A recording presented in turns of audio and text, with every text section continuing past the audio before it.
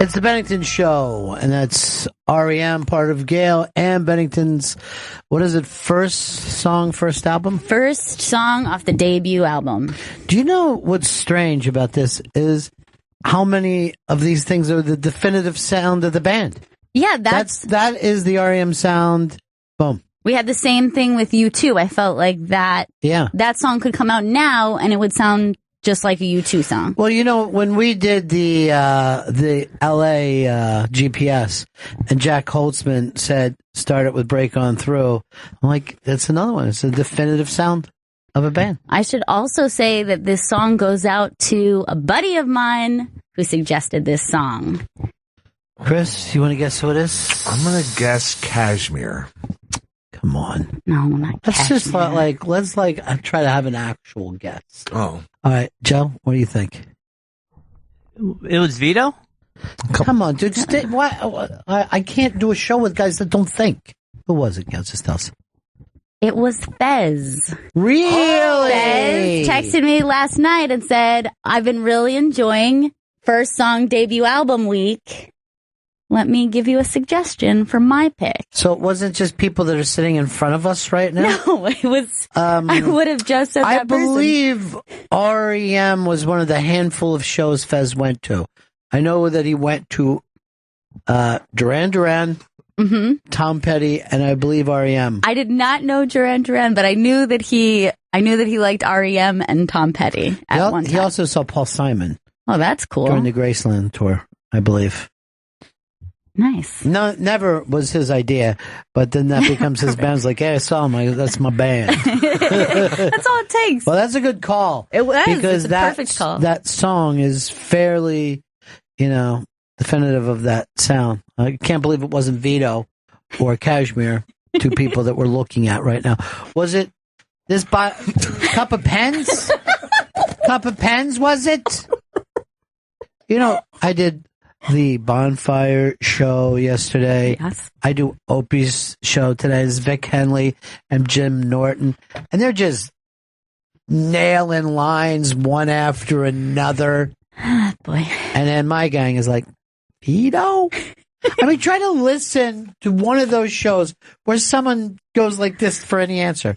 Is that a vagina, I guess? They jump in. They nail their lines. It's funny.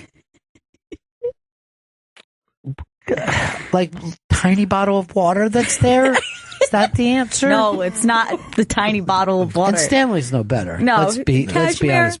Well, you said friend. Come on. Well, why would that be like a fun thing for it isn't someone around. It had to be a guest before or whatever. Yeah. Fez is surprising because, of course, Fez doesn't, would always say he was never a music fan. Yeah, but he loves REM. That was, I thought that you had some better guesses. I got a text from Fez today saying that we should send a cake to Louis Anderson's dressing room tonight, and today's his birthday, and I just text back, I'm with him right now. And then I never heard back from Fez. He must have been like, damn it, I had a good idea. Man, Louis was funny on that show today. He's such a sweet dude. Well, what was great is that the Delco Proper boys were in there, and you could just see that thing with Louis of, oh, show business is deep. You know what I mean? When he's talking about, I lost $80,000. So I had a credit card with $2,000 on it. I couldn't get a plane, so I drove to Vegas. I mean, it's such a fucking insane story. It was crazy. Yeah. Boys, where's your show? How do you find it? On the interweb? Send it to me. I'll never find it myself. Where's your show? Where's your show? What's that from? It's from Tom Segura's story. Oh, yeah. Mostly stories. That's fucking perfect. Now, anytime I hear someone talk about where a show is, which comes up pretty often considering... Sure, you're living in Brooklyn. Now, the only thing I hear is him going, where's your show? Where's your show? I've been watching a lot of Netflix. So funny. I remember the first time, the first place he told that story was on the phone with us. I know. And I literally pulled it and sent it straight to my brother. And I've never done that in my career. I just wrote them, this is the funniest story of all time. I was dying from that story. All right, so a little later on, we've got some cool guests. Jim Florentine is going to be here today. And Casey Balsham. Nice. Those two, I hope, are dating now. Is that right? Well, let's try to get them to date. Yeah. This is a matchmaker show. Matchmaker, matchmaker, make me a match. Here's Richard Hatch. Oh, great. You guys would be perfect for each He's other. doing really well, I hear. You know, I was listening in the bathroom today to Chris's new kickball buddy, right? And they were playing their show, the mashup, and they said that Fridays are now called Thursdays are now called Little Fridays. Oh, that's And I'm like, Really? yeah, I didn't know that. I should come up with kickball. He hasn't told Today's me. the day. You putting up the 85? Are you going to do it? You have to decide. Otherwise, it goes up to 95. You don't want to get the extra $10. I mean, for what? A T-shirt? Some organizational fucking What's the problem? organizational I have no thing? idea. That's probably for beer. Somebody's making money off of this deal. Really annoyed. All right. There's an article up on the iBank today about Comedy Dynamics. Comedy Dynamics are one of they're the biggest company that goes out and tapes live specials and albums and stuff. They sent a letter to Georgia, right? Saying, if you do this anti-gay bill, if you have a bill that somebody can say to a gay person, I'm not going to serve you any food because I'm a Christian, we're not going in. So I go and look at it. The amount of companies, it's really kind of astounding. Disney has said no more movies, and they shoot a lot of movies in Georgia now because they make it nice with the tax breaks. But, and the list goes on. It's Dell, it's Google, AMC. Apple, AMC is not going to show movies there? We'll just turn off the movies, dudes. We'll just turn off the movies. You'll have no entertainment. But this is the name that killed me, Coca-Cola. Now, when you go to Atlanta, it's like the place is Coca-Cola Town. Yeah. I mean, first of all, any southern state, Coca-Cola pulling out is not. Well, yeah, and their headquarters is Atlanta. That's crazy. So somebody's got to wake them up before all this. And this is the same bill that the NFL said you won't get a Super Bowl if. So, but it was, so you won't see any specials being shot in Atlanta, any comedy specials. But I don't know, why would anyone, do you realize what year this is, 2016? So if you came up with anything that said, oh, if someone came into your store or hotel, you could refuse them service based on the group that they happen. I mean, it's stunning. And also, it's you deciding. It was not like, you would have to say, I have suspicion that you're a gay person, and therefore I can deny you service. Yeah. I don't think if I had a bar, I wouldn't, maybe cops, but other than that, everything, I don't want a lot of cops in here. You make the rest of my clients nervous. And that's not personal to you. Yeah. But you make everybody else nervous. But you have to see, considering what is going on in the rest of the country, in the rest of the world, do you really want to be the state that is on the wrong side of history? Do you really want to be the state who's just like, we're not going to let this little black girl into our school because... And then later, that's very embarrassing. I want that picture of me standing against the door where the cops are forcing a little black girl to come to school there. I want my great-great-grandchildren to see that picture. That's Papa. I think they're going to call me Papa based on the musical. Papa, Papa, Papa. It's a nice waltz. I'm trying to think, have you ever been, is there anything we've ever done that we felt like we were on the wrong side of history for?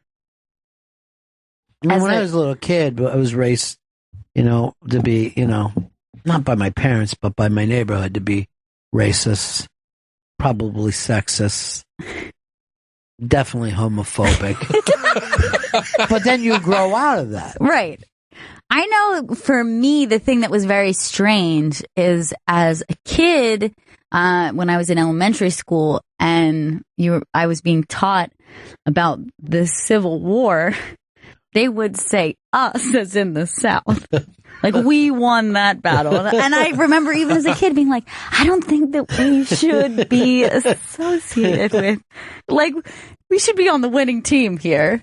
Don't worry, kids. We're going to rise again. All right. So it's the AMC network, not the AMC theater. Okay. And they said that they won't film Walking Dead there. They're going to lose that Walking Dead money. Yeah. It's a very popular show. It'll probably never go off the air. Well, Georgia's got to... times are changing. I think they're still going to sign it. No, they already changed a long time ago. And they're trying to change it back. Like, this is saying we need a rule to not let people eat pie when we we don't want you in here eating pie. This pie's not for you. I mean, I can understand keeping Italians out. No offense to you, Vito. But, you're so involved with organized crime. It's awful. Oh, my God. Yeah. And loud, too. Very loud. Rico. You know what I mean? Rico. It's the worst. I guess the only people that you're really allowed to stereotype is kid touchers, Right. Those fucking people you can say, we don't want you in the neighborhood. Kid touchers and smokers. Yeah. Okay. That's a good one. Smokers, you can just shit all over. I got rid of all my smoking stuff. I used to have a lot of it. I can't anymore. I sold it all, Opie. That was the funniest thing. You have a lot of smoking collection. Lighters, ashtrays. Yeah, I do too. I have a bunch of Marlboro gear. So I have that in common with Louis Anderson. Well, not anymore. He quit. And he says he doesn't even like smokers now. Oh, nah, that sucks for me. Yeah, you should have known him back in the 90s when he was gambling and smoking. You could have been with him there the whole time. You guys would be best friends. Oh, God, yes. What is what's the story about Sarah Silverman and the Billie Jean movie? This is based on the Michael Jackson song? No, this is the tennis. Billie Jean King. Yeah, Billie Jean King. She's going to play Billie Jean King? I don't think so, but she's in the movie. Who is she playing? Bobby Riggs? No, she was just cast in the film. She isn't playing Billie Jean King though. Billie King. Billie King. I'm Billie King. Got rid of the Jean, huh? It's weird. She's really getting a silver screen name for herself. Yeah, she does pretty well. She does well. She's doing all right. What's your big story today, Gail? What's happening in your world? Well, to me, the big story is that I think something we should all get behind. Corey Feldman is crowdfunding his new album. And I would like everyone to go out and support. If you've ever had any affection for Corey Feldman or Edgar Frog, as I like to think of him, you'll support his genius. Well, I might be. Is the other Frog brother dead? Yeah. Yeah. Oh, wait, no, not the other Frog brother. I don't know his status. Corey. Not, The other Corey. The other Corey is. Okay. I believe Alan Frog, I think, is the other. Edgar and Okay. Alan, maybe? I'm not sure. The other, I'm not sure of his Is this status. going to lead to you singing the Lost Brothers songs again? We're taking a couple days off next week. I definitely want to replay the thing where Gail sings like a lost brother. Yes, I will do it. The number of nerds who were infatuated with you that day. Well, they still believe. That's why. Well, it's a great song also. Yeah. The entire The genius of soundtrack's Tim fantastic. Capello. So I feel like everyone should get out and support, because Corey Feldman claims that he's been working on this project for 12 years He's now. the new Michael Jackson. Yes. He was one of the boys that Michael hung out with when he was little. And now every year he looks more and more like Michael Jackson. Yes, he's getting more and more Michael. And I feel like this is going to be a very strange, it's going to be a very strange project. He's getting weirder and weirder as he goes, but I love it about him. Oh yeah. We need like weirdos. remember like he had he was doing that performance, and I think it was at like a AAA. Yeah, it was somebody like in Scranton, PA, or some weird place. It was great, and he was fully committed. To this crazy show of his, but you know, there's a lot of big names on this album. Fred Durst. For one, Fred Durst will appear on this album. Fred Durst. Can I just say this? Fred Durst needs to rehearse. He needs to reverse what he's saying. All right, so he's got the Durst, man. I was so scared when it looked like Durst was going to have a career doing independent film for a while. He just started directing. I'm like, no. No, Dursty. Stop him. Also, Snoop is getting behind the album. You know, I was just those new boots. They are new boots. Look at the height they give me. What are you doing? You're constantly going with this kind of Kiss Alive look. Well, I like the height. No. It's cheating. In my opinion, that's cheating. You're a liar now. I just saw Snoop on the last episode of Friday Night Tykes. Oh, no. They had the Snoop Bowl and the Snoop League, where the little tykes come from all over the country, and then Snoop was doing play-by-play from the stands. It was very strange. Was it color guy or was he? Hey, dude, oh, no, it's African American. No. Seriously, we don't. What did I say about being on the right side of history, Chris? Be on the right side of his story. Mm-hmm. You know, since we were talking about Michael Jackson. Love that man.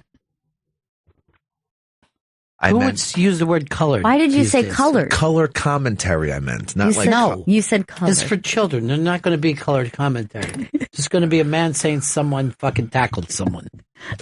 I thought they'd spice it. What, he's going to add little fucking stories? Sure. Oh, by the way, his favorite class is geography.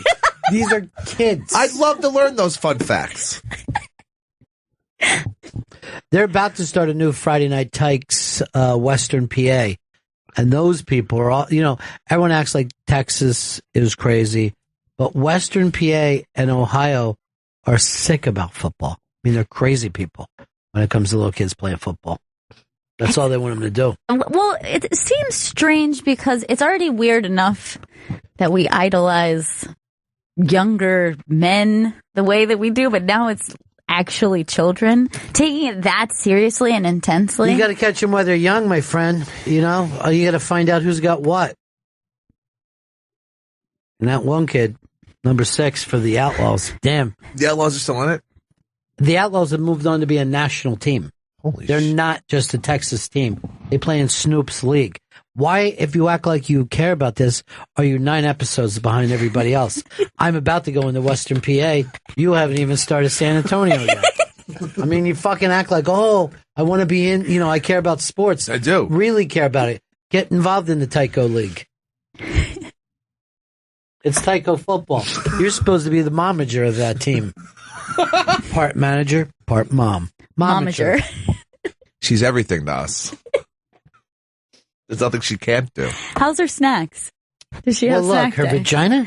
No! Yes. What did you say? I said snacks. I thought you said snatch. I said snacks. You know, can I just tell you something right now? The trouble that we're having in Brussels, to see the President of the United States doing an Argentinian whore dance back and forth. Man, they killed him on TV today. Killed him. I can't believe how upset they are over I this. was yelling back at Morning Joe, he's not the president of Brussels. You know what I mean? If he was the president of Brussels, he ought to haul ass back. But they are so mad that he was doing a tango. Now, this is a state dinner. You know that he doesn't want to be there. He doesn't Nobody wants to go to a state dinner and do a tango. Look at the way she's dragging him around. Yeah, she's forcing He's never him. done this before. Now, by the way, my friend Mike Kaka, inventor of the Ron Bennington cupcake in Chicago, knows her, and I believe has danced with her. He is a tango dancer. Really? Yeah. So he tangoed with someone who tangoed with the president. I guess you could say that. I guess he's second-degree tangoing from the president. Oh my God. I thought that was the same video and I thought that was still Obama because it was just his back. Yeah. It cut away I think to it was Obama. It was. That's Obama. That was Obama. Look. Holy shit. Look at him go. He's great. He is really, really good. Now I know why they're pissed. That's too much joy in the dance. So her name is Mara something. But the outside chance of him liking this or him being able to do something no matter where he is. You know what I mean? Yeah. Look, you got your phone, you got a fucking laptop. You're basically at the office wherever you are in your life. I'm sure that he has text people.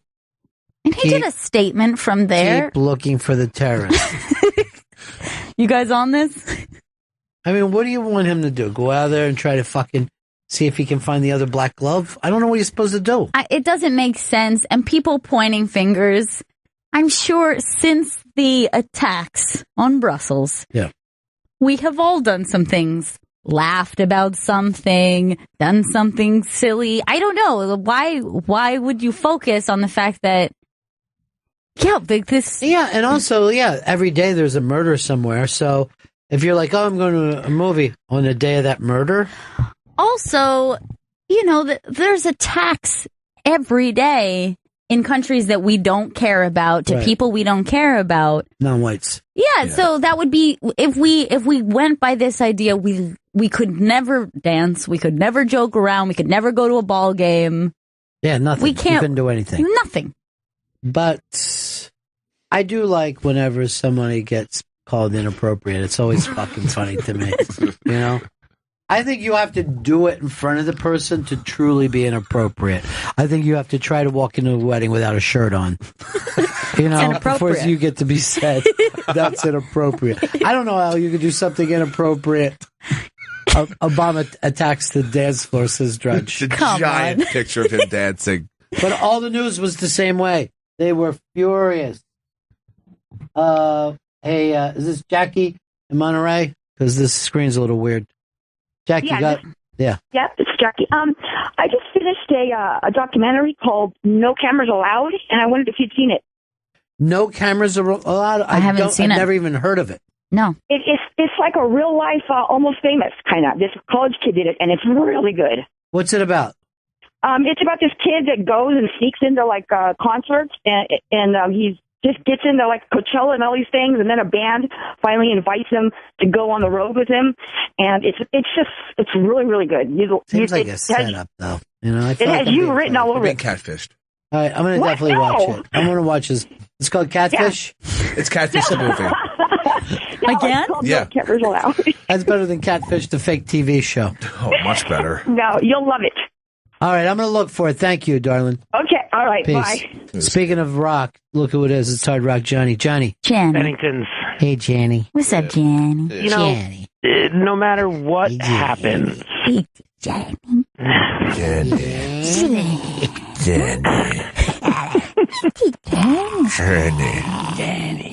What is it, Johnny? No matter what the president does, those same assholes are going to say it was wrong. Why? Because he's black? No, just because they don't like him. It doesn't matter what he does. It is, all these people right now are running for president.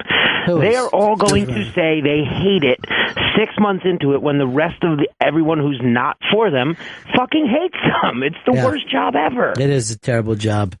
And yet, you get to live right there over the office. It's really nice. You know, cool. You just go upstairs when you're done working. Short commute. I walked past a Ted Cruz thing on 50th Street yesterday. What was it? It was Ted Cruz was in New York raising money or something. Yeah, he was at the the Women's Republican Club over on 51st. There. Yeah, it's right near your steak place. Yeah, right. It's right next door to it. Yeah. I thought he hated New York and New York values. Wasn't that his He does, call? but he likes that New York money. That paper, them coins. Cheddar. Okay. I don't know if he gets a lot of coins. Cake. Well, toonies. He gets a lot of toonies. Oh, not he was born in Canada. No, he was born in Canada to a Cuban mother and or a Cuban band leader. My father was a bartender. My mother worked at a marijuana dispensary. My brother used to sell Valium at the mall. I rose from those dirtball people. It is funny when you're like, my father was a bartender pushing it, because that is someone selling drugs. That's a drug, but it's the acceptable drug that we have. There are some drugs we decide are okay. Yeah, that one in particular. You can drink that drug, but you can't smoke the other drug. Nope, you can't smoke no weed, even though no one's getting in car accidents all high. Where did that come from? But yes, people do get in car accidents while high. Are you saying that that's not impaired? I would say it's a lot less impaired than alcohol. Yeah, you want people driving around 95, no, smoking weed. I don't want them doing that. You brought it up. You said no one gets in accidents while high. Stop biting your thumb. You said it. I said that. Yeah. I was trying to make a point where it's a lot safer to smoke weed and drive than drink. It is not. It definitely is. It is not. You don't black out on marijuana. But that's not the only problem. It's not like people are falling asleep at the wheel Very drunk. rare do people black out and drive in. You're just impaired. Yeah, Chris. you're not. You cannot be impaired. Even in the state of California, you can't be smoking weed driving down the fucking street. I'm not saying everyone go out and get high and drive. I'm saying that there's a double standard here. No, you didn't. Oh. You said you don't get in accidents driving weed. Well, he actually said you don't see people get in car accidents all high. Yeah, you do. You do. They don't even want you to fucking text. And I normally text this. Cop right behind me. And they definitely don't want you to sext while driving. I don't know why. What are you wearing right now? No one ever says the fucking truth, either, do they? Mm-mm. I'm just like, oh, I'm wearing a snowsuit. Why? A snowsuit on. It's fucking freezing out. You see 18 inches of snow in Boulder yesterday. 18 inches. Oh, my God. Yeah. I can imagine. Spring. Get on it. Yeah, you can't. I mean, there's such a thing as a spring snow, Fucking Obama. Like, we're in the snow, and this asshole's down there dancing the whores dance in BA. Think of Denver, man. I bet there's people driving around, they're all high, not getting an accident. No. Denver, definitely. You could be on a fucking snowmobile, fucking smoking that doobage and be fine. That's a snow machine, thank you. Johnny's all over it today. I know, he really is. Well, Johnny, by the way, who's everybody voting for if you had to vote today? I feel like Kasich. Kasich? I'm finally had his. After yesterday, Hillary. I'm going back to Sanders. I'm on the cruise ship. Cruise ship. Why hasn't no one said that yet? Time to get on the cruise ship. I'm voting Cruise, but Tom Cruise. Right in? And I'll tell you why. I'm a couch jumper. That's my whole scene that I'm in. And when he jumped on that couch, he jumped into my heart. That's it. Tom Cruise, 2016. Wrap it up. And Kasich is an asshole. Oh, no. Yeah. No, he's great. I mean, I just something about him. You know what he said? Death to all minorities. Is that something you want to get? No wonder he's voting for him. I didn't see that part of his campaign. All right, Johnny, talk to you later, buddy. Later, Bennington. Bye, Johnny. Bye, Johnny. Kevin, Philadelphia. All right, so here's my story of the high accident. Two buddies of mine went to 7-Eleven, got a bag of combos. One, high, dropped the combo on the floor while he was driving, reached over for it, crashed his car into a telephone pole, and both of them had to get airlifted. Thank you, Chris. I blame the combos more than the marijuana. I blame you and your hippie agenda. And you know what? We would have won Vietnam if not for your type. Bunch of baby killers over there. You know what? If I was Tom Cruise and I was running for... first of all, a lot of those babies were the enemy. So what are you going to do? Second, I would say if I was being elected president in 2016, my first day when I got it, I go, guess what? We're going back to Vietnam. We're doing it right this time. This time we're going to win. Yeah. And we're going back down south and attacking those people again, too. We're going to burn everything from Atlanta all the way to Jayville. And when we go back to Vietnam, the music comes back style. Let's get everything. Fuck yeah. Everybody loves that. Actually, I like any Motown song that's playing when you're in Vietnam. Because it looks like... God, stop tapping away over there. You drive me nuts. I'm going to put Just this away. fucking drive me crazy. I thought I brought in Vito so you could stop banging your fucking big paws all over that. Vito's quiet on that thing. I know. He's Vito, quiet as a mouse. You know what, Vito? You bought a thing that makes it nice and quiet, right? Yeah, I bought a little keyboard cover to do silent. It's like a silencer, but for keyboards. Let's see it silently do something. Yeah, I can't even hear now, it. Chris. Now you type. Okay, I'll type. Hold on. Hold on, just type. Oh, why do you do that so fucking loud? It's faster, but then it's louder. No. Well, but so you could get what? A song? Yeah. Stop it. Okay. We've all heard the song. We've all heard songs before. Jim in Ohio. Yeah, I was wondering, you guys were talking about Kasich. Yeah. I'm in Ohio here. I was wondering if you guys talked about that at one point in time, it's online, he saw the movie Fargo. He rented it from Blockbuster, and he complained because it wasn't, I guess, family-oriented or something. He was offended by it. Yeah. There's a whole story out there about this clown. This guy's fucking... Anybody who doesn't like a Coen brother, I can't fucking vote for. See, now that makes me even more sure of my vote. He tried to get it banned from Blockbuster or something, or some video store. I don't remember the thing. You can, like I said, it's online. You can check it So out. he's so horrified by the movie Fargo that he tried to get a local Blockbuster to take it off the shelves. What the fuck do you think it was going to be, Kasich? What the fuck did you think this movie was? Why would you ban a movie because you don't like it? And why is there still Blockbusters out there? Well, I don't think this just happened. I think it happened a few years ago or a while ago. Today, he's stuck on a Blockbuster. The other thing is, does he know what the R stands for? Yeah, Republican. Does he understand that? He probably thought he was watching a Republican movie. This is perfect. Yeah. This is tailor-made for me. They asked him again to step down, and he says no, because people are going to give him the nomination for being a great guy. Dude, where's your kid at today? He's coming up now. How long was it? 40 minutes ago? It was a while. Do you feel like he's got a drug problem? Oh, I definitely feel like he has a drug problem, but I don't think that came into play here. I would say this. Define problem. Because I know for a fact I can drive smoking weed. I call it a drug solution. And if I can smoke weed while I'm driving, why can't I smoke hash while I'm driving? I got a little hash pipe.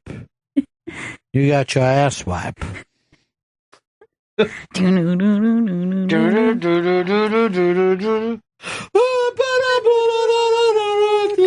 I wonder if they thought that he was fucking joking during that part. You know? They're like, you hear the way you're singing that? It sounds like you're a bad singer. Not a good one. So you've heard your other records, right? Who is saying that every band tries to sound like Weezer now? That Weezer is one of those bands that was so influential because other bands just seem to be like putting out new Weezer records. I don't know who said that, but I'm sure that happens. You know, it happens when you're of a certain age and you're getting into music, that those bands end up influencing like the next generation. But not all the bands. Like, you could be a great band and not influence people. Right. You could also influence people without being that great a band. Yeah. You know? Right now we're on the air, and then we'll get to all that. You're going to get yours. Don't worry about it. He's starving. Just send my boy to get me ice, too. Yes, Chris, ice. We're not fucking savages, are we? No, we don't drink it warm like a weirdo. I don't think we do. By the way, when I did the bonfire yesterday, the phone screener was sitting right next to me. No. So they're taking calls next to you? Yeah, you just be doing the show with Chris. So did you hear this thing what do you about want to talk about? Corey Haim? Yeah, I can put you right up. So Corey Haim How do you spell your last name? Sorry. Corey Haim is actually... Okay. Listen, turn your radio down. I don't want you to interrupt them. Yeah, so he's been working on this album for 12... Change it a little bit. Here's what I want you to talk about. Yeah, Corey just Haim is... asked if the phone screener could be on the show more. Corey Haim is dead, so... Just like, hey, can I get to hear a little bit from what the phone screener has to say? He's got a lot of talent. Forget the calls. It was cracking me up because, those guys, I guess, had never done radio before. So, before this gig, so maybe they don't know how bizarre it is to have the phone screener right there. Just go to... But you can change that to one of these phones, right? Yeah, you can. There's a router. All I felt like was they do everything different. This is weird, bizarre. We do things one way. They do it a whole different way. I like my show where everything is as I put it last. Yes. Everything is done the same way. I like my show where my producer will go like this. Fido? Fido? But it's strange to even change studios to have a different mic, and the whole setup is a very weird thing. Yeah, that one is just set up like you're fucking in some counter at a fucking Woolworths down south where they don't let black people sit. That's the way I felt the whole time I was there. We got to get some black people sitting at this counter. All right, why don't we break? Yesterday, Gail, you said that you and your boys here were into the Banya.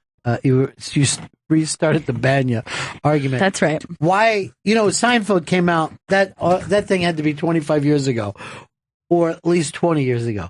When are people just going to say the argument's done? Soup. Is it a meal? Is it a meal? Is it not a meal? We'll be right back. Bennington. Hey, everybody, it's the Bennington Show. Go join me tonight with Big J. Okerson down at the Stand. I believe it's 8:30 at the Stand. We're doing the morning mashup there. Really? Is that what that is? But a lot of other great people are going to be there as well.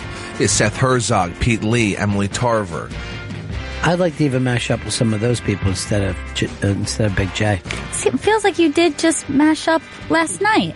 Now you're going to rematch? I felt like we mashed last night. I really do. Except for we had a little soda gravy. And you can go to thestandnyc.com for tickets, or you could also call 212-677-2600. Oh, I'm going to call that right now. What's the number? 212-677-2600. Good. So that'll be fun. All right, so who were you fighting with about this soup thing, and why do you guys keep having dumb arguments? The argument was between me and Chris Stanley. Okay. Yeah. I said, I'm starving. I need to get some lunch. And he takes me to a soup place. This is literally like the Seinfeld thing. And I'm starving, and I said, this is not going to fill me up. Here's why my feeling is, for the most part, soup is not a meal. Because unless I'm chewing something, I agree. I feel like I'm not really getting a full meal. No, I feel like right. I'm drinking something. Yes. Slurping on. If someone said, look, I'm starving, I go, oh, I know a great coffee place. Just drink coffee.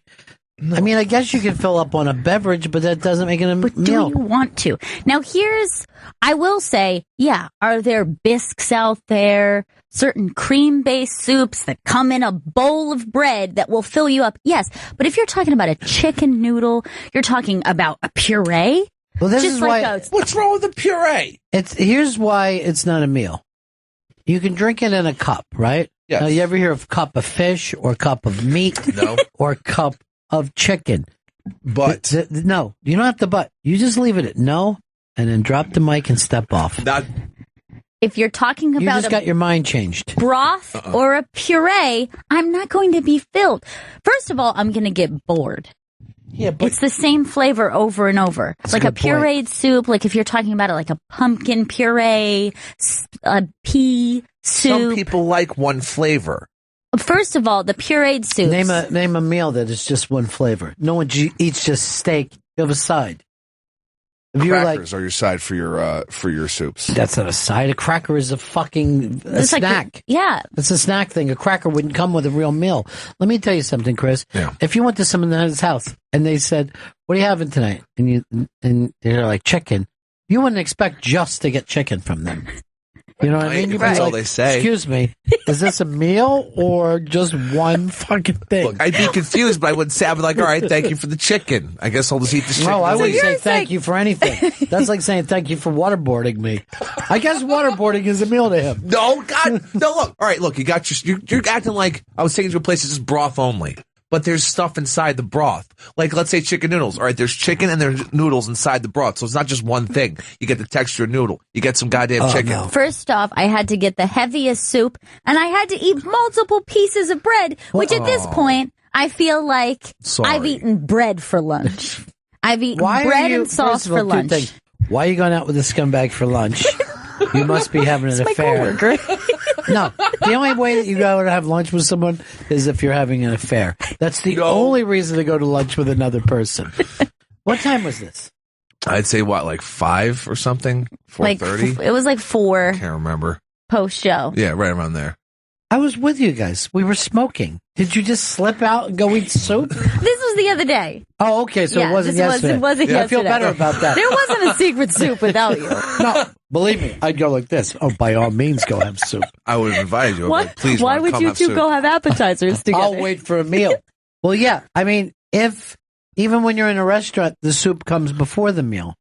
Yes, but you can order soup as your entree. That's easy. You can say, talk to the waiter. Excuse me, sir. I want to have the chicken noodle soup as my entree. In Thank a decent fucking restaurant? Yeah, No. they'll do that for But you. here's the thing. You've never been to a good restaurant. How much bread and crackers are you eating that's going to fill you up? And essentially, that's what you're eating. You're not eating what you're bread eating. and It's- you're dipping it in a sauce. It's an add-on I to the guarantee soup. you would never go into a nice fucking restaurant and say, bring me the soup as the entree. Now I know you fucking lie about anything just to win. No, I'm an not. argument. I'm not lying.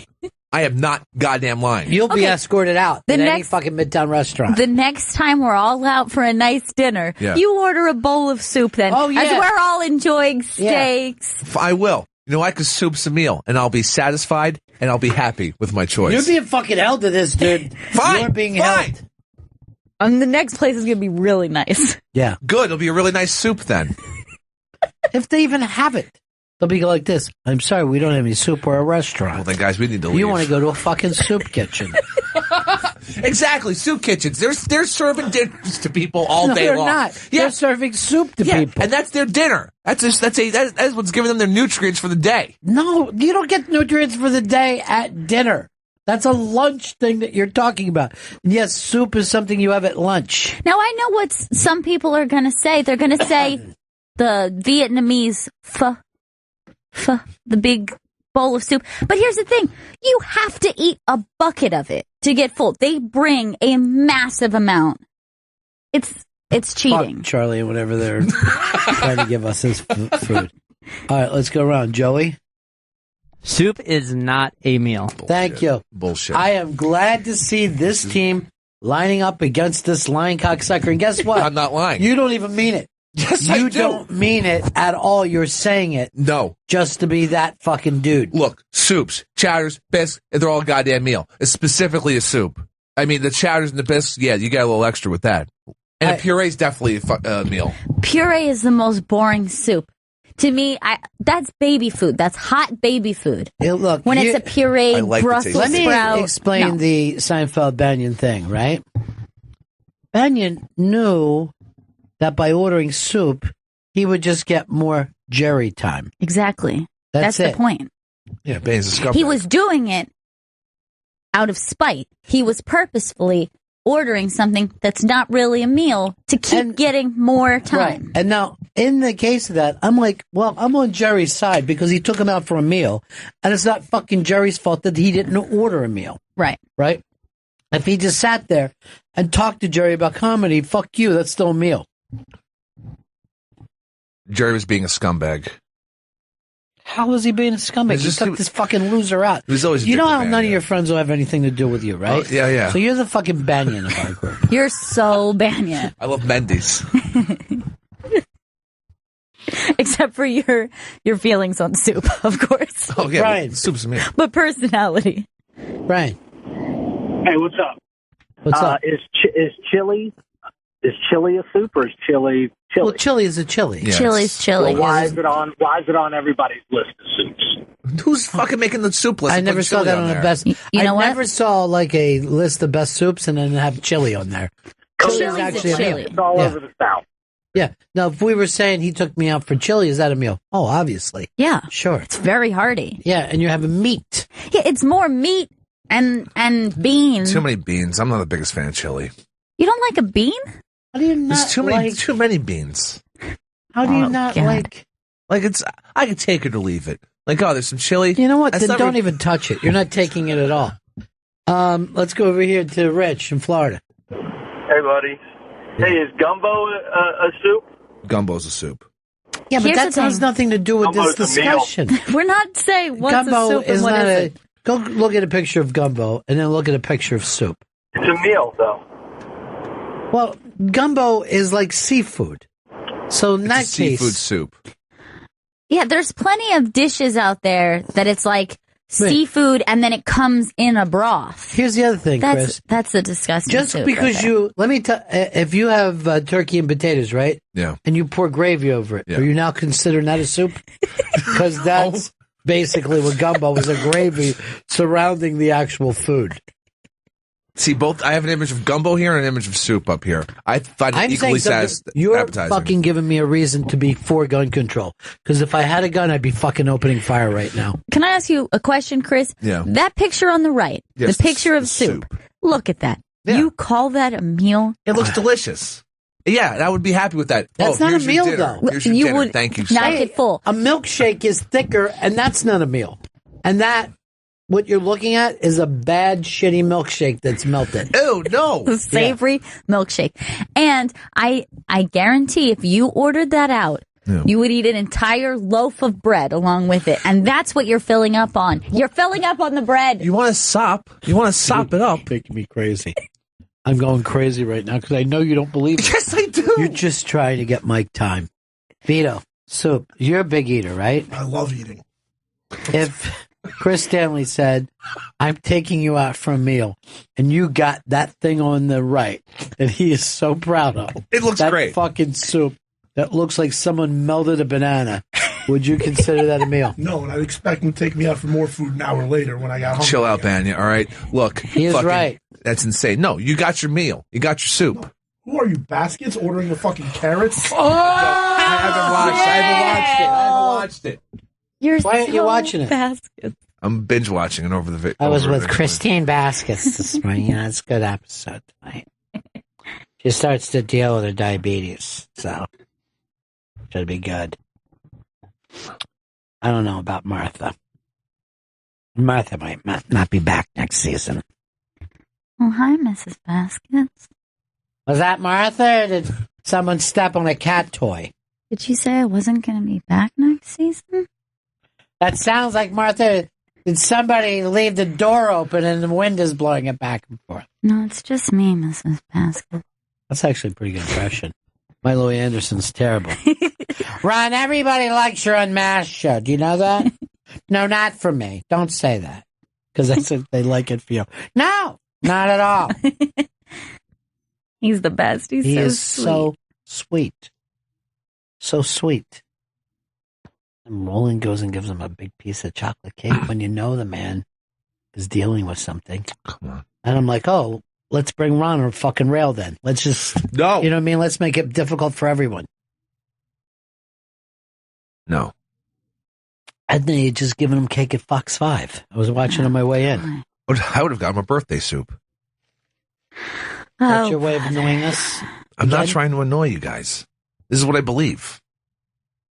You don't believe it, Banyan. I think everyone just hates broth. I think everyone has a problem with broth, especially Gail. No one has a problem I have a with problem it. with the puree more than the broth. Or But just saying either it's way, an appetizer.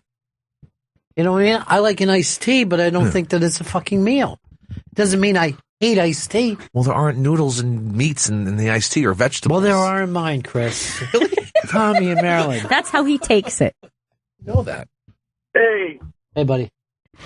Pepper, Do you hate Ron today? Why are you trying to give him a stroke? You know why? I love Because Ron. I didn't sleep much last night. I had to come in early today. I'm going out tonight. So Pepper's like, how can I make today worse for Ron? Oh.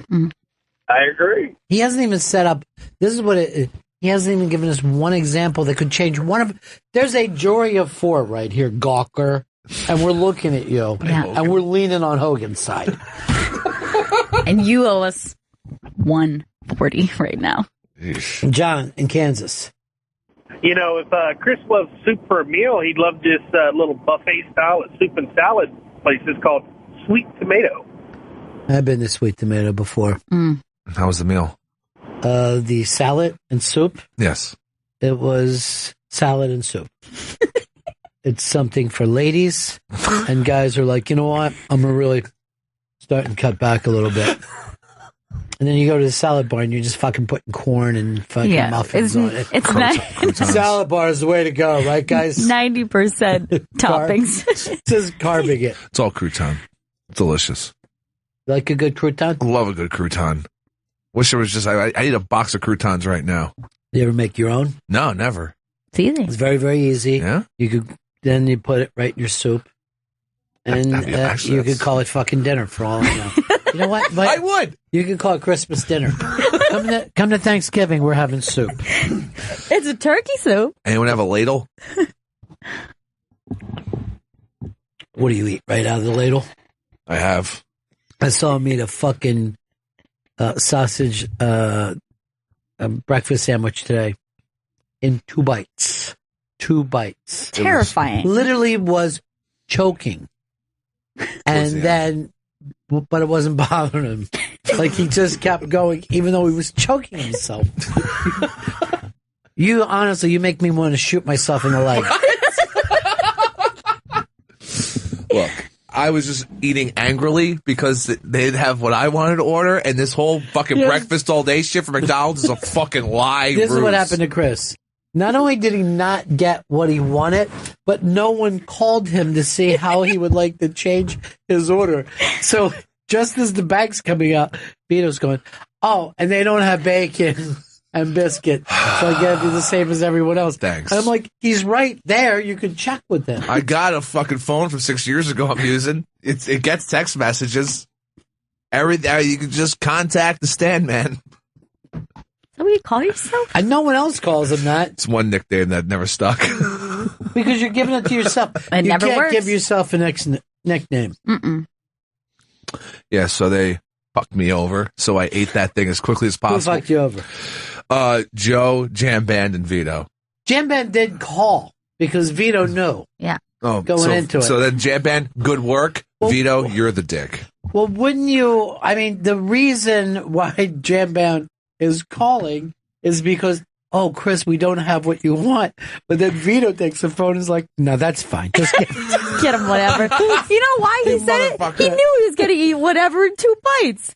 That's probably why. All right, you know what? Gail's a great defender for you, Vito. And she did make a point that I've never seen. Now, here's the thing about Chris. If it's terrible, like if it's fucking uncooked chicken, he eats it the same way as if he's eating the best meal in town. It's not that and he'll never say, well, this is good. He never does it, this is delicious. He just eats fast. Well, very quickly, yeah. Yeah, so you can imagine how frustrated I was when he finished the soup that he fought for in 30 seconds, and I'm sitting there trying to eat my bread lunch. Right, your bread lunch. My wet bread lunch. Come on. Where'd you guys go? Hale and Hearty Soups. Oh, my God. It's like, Gail, you're going to love this soup place. Come with me. I have a great little soup spot that I go to. He must be courting you because you're not going to take a woman out for a romantic soup unless you got something else in mind. Nothing Is that but what soup. it was? Just Were you soup. working me? Yeah. Soup on the mind. That's it. Here's his deal, Smells Gail. like it. He is the master. He calls himself the master of the slow play. So you think you're making a friend, you're not. Platonic. Now, do you ever take Joe out for lunch? No. Do you ever take Vito out for lunch? No. Did he pay for you? He did pay. Oh my God! I was being classy. Are you handing over the receipt and trying to get money back for it? Yes. Then that's not okay. I didn't know that. Most things I buy in my life, I'm trying to expense. Here is Jason. Jason in South Dakota. Hey, buddy. Good afternoon. The only time I've ever seen soup be a meal is when I watched video of concentration camp. It is true. That was just one instance. Sean. Hey. Yeah. Yes. Hey, Pepper, have you ever been to a restaurant? Yeah, I've been to restaurants. I was one 2 days ago. Hale and Hardy. Do you ever look at the menu? Yeah, I know how to read a menu. It's on the wall. Okay, so on the wall. So it's nicer restaurants when you open them up, the menu. What's it say? It says appetizers, soups, and then it says something the restaurants I go to, one side's a salad station, the other side is a soup station. This is you got to get out more. This is Stanley taking Gail out for one of his fake dates. Gail, may I recommend something from the bottom left-hand corner of the menu? That's where I do all my dining. He goes to a place called First Course. I'll have 2 first courses, please. Oh, my God. I'll tell you why it's not a meal, right? Because have you ever, and I want you to think about this, and this is fucking ends it. This just popped into my head. In the history of the planet Earth and recorded history of man, no one has ever had soup and then ordered a dessert after. Ever. You never say, oh, my soup was good. It was good. Let's take a look at the cakes and pies. What do we have here? Because if someone went out for a soup and a pie, they would be insane. That seems totally plausible. And yet it's never happened, Chris. You even have to agree to that. No one's ever said. Now, you know why? Because fucking, what is the name of your restaurant? Hale and Hardy Soups. Hale and Hardy Soup doesn't have desserts. Why would they? No, they have cookies at this counter. Thank you.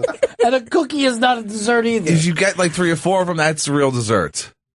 A cookie is like the appetizer of desserts. It's true. It's the soup of dessert. No, definitely not. They also, I think, have a Rice Krispie treat type situation over there, too. And that's delicious. Hale and Hardy. It's my favorite restaurant. I have gone to a restaurant. Yeah. Now, someone has tweeted me. Oh, good.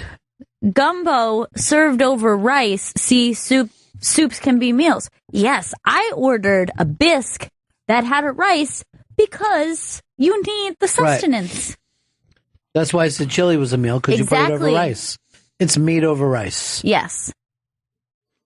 That's a whole different... This is people trying to stretch the argument away from the central argument. Yes. And this, by the way, this is great if you're in the debate squad, but we're not. We're fucking friends trying to fix the society. I'm only bringing... Look, I'm not bringing up any other stuff. I'm bringing up your broth-based soups. Look, you have a broth, it's filled with fucking noodles and chicken and vegetables and all other garbage. It's going to fill you up. It is a meal. It is a fucking liquid consisting of other fucking foods. Tell the people what you ordered. What was the soup that you ordered? I ordered vegetable chicken noodle is what I ordered. I thought it was like a cream of tomato or something like that. It's vegetable chicken noodle. Chris, the last thing that you see is these thumbs going directly into your eyes. And I'm going to dig those fucking eyeballs out. He's going to crush your head like the mountain. Cocaine bowl. I wanted to point something out to Joey Jojo. So Hulk Hogan did his first interview after he won his 125, right?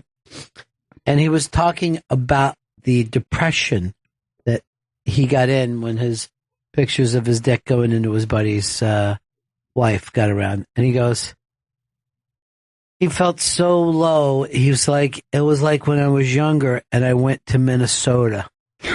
I didn't see the sun for 7 months. It was that kind of depression. That's low. Yeah. Stupid. They didn't even find the actual quote.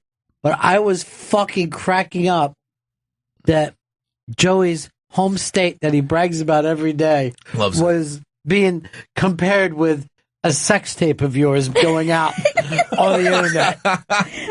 A deep type of Minnesota depression. You like being from a loser state? We have sun there. I'm on Gawker's side now. In the summer, you have sun. The winter, too. Straight. It's just so cold, but we have sun all year round. We're like the California of very cold weather. Your sun has icicles hanging off of it. I'm on Gawker's side.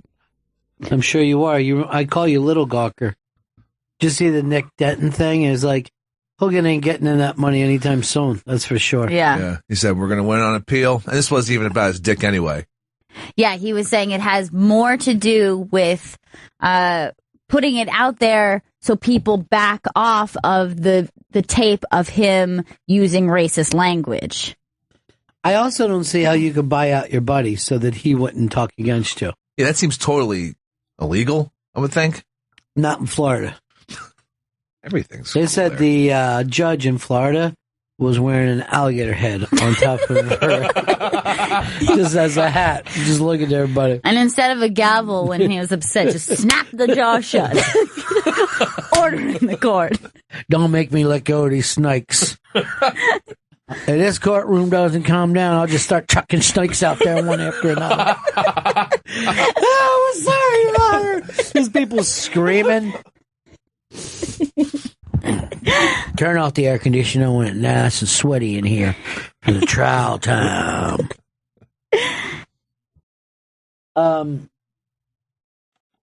Here is Ray in Georgia. Hey, I was going to say Pepper said he eats soup and cookies. I think that's the soup kitchen. I don't think that's a restaurant. It's a restaurant. It's not a soup kitchen. Oh, okay. All right, dude. I know what I'm talking about. Here's Rick in Brooklyn. Real quick, the jurors came out with Mexican wrestling masks when they made the final decision. I thought I'd throw that out there. Sure. But Hale and Hardy's nor Hale nor Hardy, but they do serve sandwiches there. They serve like odd paninis, but you go in there for the soup. It's not Hale and Hardy paninis. Listen, fuckballs, you owe the girl a meal, okay? Fuckballs. Thank you. Out of respect, you owe her a meal. I got her. I expensed her a meal, all right? Well, if you were expensive, why don't you take her somewhere where she can enjoy it? Yeah, it could have been a nice, sit-down lunch Never think about of that. solid foods. Can I just add, Hale and Hardy doesn't even have a place to sit down. There's no seating area there. For some reason, they removed all the chairs from the place. I guess they didn't want people lingering. So I had to take it up to the office. You are fucking disgusting. I'm not happy about the no chair thing. Man, I had those guys again today trying to tell me that eating out of trucks is delicious. How the fuck could a truck have an oven good enough to cook for everybody? The only good food truck food I had was when I was down in Austin. Anything up here has been They're very known for off it, right? and expensive as fuck. They are, but I don't know how good the food is. Because I got to tell you, unless it's a cold sandwich, I don't know how you can make it in a truck. Truck is something to get ice cream from. Not something like I tried to get a pizza from a truck down here. They can't even cook it, obviously. They get a big griddle in there. That's what they're working on. Dude, did you have the vegetarian quesadilla was that maybe the best thing Blue Apron's ever sold? I made that statement and said it's like one of the best meals I've ever had. I'm going to agree with you. It was effing fantastic. And I'm not a vegetarian guy. No. And I'm like, I wonder if I should have cooked some chicken with this. Oh my God, was it good? It was phenomenal. And it was a great week. And I think it was the standout dish of the week. Easily. Congratulations to you, Blue Apron. You shocked me once again. So many times I'll cook and I'm like, I don't even know if I'm going to like this. And I ended up loving it. Last night, Big J said to me, do you really eat snails? I'm like, what are you, a child? You're missing one of the great fucking foods in the world. Yeah, they're the best. I love escargot. It's a snail. Well, you eat oysters. Yeah. You eat shrimp. They're not pretty foods. Oh, yeah, that was great. Did you get to calzone this week? I did, yeah, but I just got mine this morning. Oh, yeah. So I haven't started yet. I haven't yet. time either. I want you to be able to cook tonight because going out with Big J. Hope that's fun. It's going to be the Mashup Show tonight at 8:30 p.m. at the Stand NYC. Go to thestandnyc.com or call 212-677-2600. Also on the Mashup Show will be Seth Herzog, Emily Tarver, and Pete Lee. That's exciting. Emily Tarver is from Austin, too.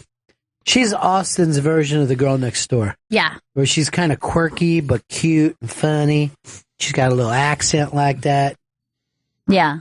They're an adorable couple. They are so cute. Yeah. They were great. Well, we'll see how they mash up tonight. I hope they mash well. Well, they should. Should be the evening mash up with those two. Now, would you say she's a girl next door look? But by the way, that is girl next door means what exactly? Like beautiful but comfortable. I think yes, comfortable. They're normally not too fancy. They're not, walking around in a miniskirt and high heels. They're more comfortable, and I would say oftentimes they're cute, and that's what makes them sexy. But yeah, cute and sexy. I want everyone to write down who the definitive girl next door is all time. And you can pick by any time, when you thought peak for it. All right, pens down. Pens down, everyone. Joe, pen down. Pen down, even if you don't finish. You had your chance. All right, Joe, did you just look over at my girl next door? No, I didn't. I saw you peeking. You snuck a peek. I didn't. Joe, who's your girl next door? I have Jennifer Love Hugh. Jennifer loves you. Shouldn't have went for a 3-name actress. You could have just put Jennifer Hewitt. Was she the girl next door? I guess she was, right? She definitely was getting those girl next door roles for sure. She was like the cute girl who's just a little bit too out of your league, but she's approachable and she's nice. She also played the movie where she was the hot girl last day of high school. Wind was blowing in her hair. Can't hardly wait. I would say, thank you, Chris. I would say that her tits are too big to be considered a definitive girl next door. 100%. She's a little too curvy. Okay. Chris, what do you have? I have, because I always thought she was kind of nerdy, and that fell into it, was Kirsten Dunst. I always thought was a girl next door type. I don't think so. I was going to say closer to unfuckable.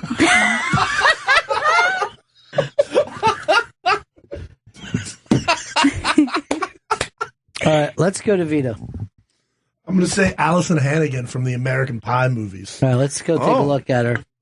Because a lot of these could be too much star power here. She's very girl next door. That's a girl next She was the one that fucked a flute or something? Yeah, she put a flute in her pussy. First of all, I think he's actually got a girl next door. Yeah. For a change. That is definitely, she has girl next door vibes. Yeah. I can't believe that Vito can follow instructions and the other two can't. Vito, feel proud with your quiet little fucking computer over there, your little keypad. Mine's so loud and shitty. Remember that time that Chris tried to rip his keyboard off? Yes, he has the same thing, and Chris tried to break it. Well, I just tried to remove it. I was going to put it back on, but why? Because you wanted to be louder? No, because I couldn't. I don't know how he types that fucking thing. Because he doesn't have hooves. You can't see shit. You can't see the fucking letters. I'm typing like a crazy knows his person. home row. Yeah, he uses home row, and that's why he's such a good typer. I need the home row. I need to look at it too. It's fucking hard not to. No way. Then it's not home row if you got to look at it. I'm a looker then. Yeah. I'm a peeping fucking Tom. All right, Gail, what do you got? I have Miss Drew Barrymore. Oh. Drew Barrymore. See, Drew Barrymore to me almost runs too big of a star. Like she could play Girl Next Door, but is she really? And she's royalty. I mean, she's L.A. Hollywood royalty. But she always, to me, has that kind of cute first, and that's what makes her sexy. She's got a little bit of manic pixie dream girl vibes. Oh, yeah, she has that. But then she also seems like the kind of girl who could, like, bro down a little bit. All right, I am going to give the definitive answer. Okay.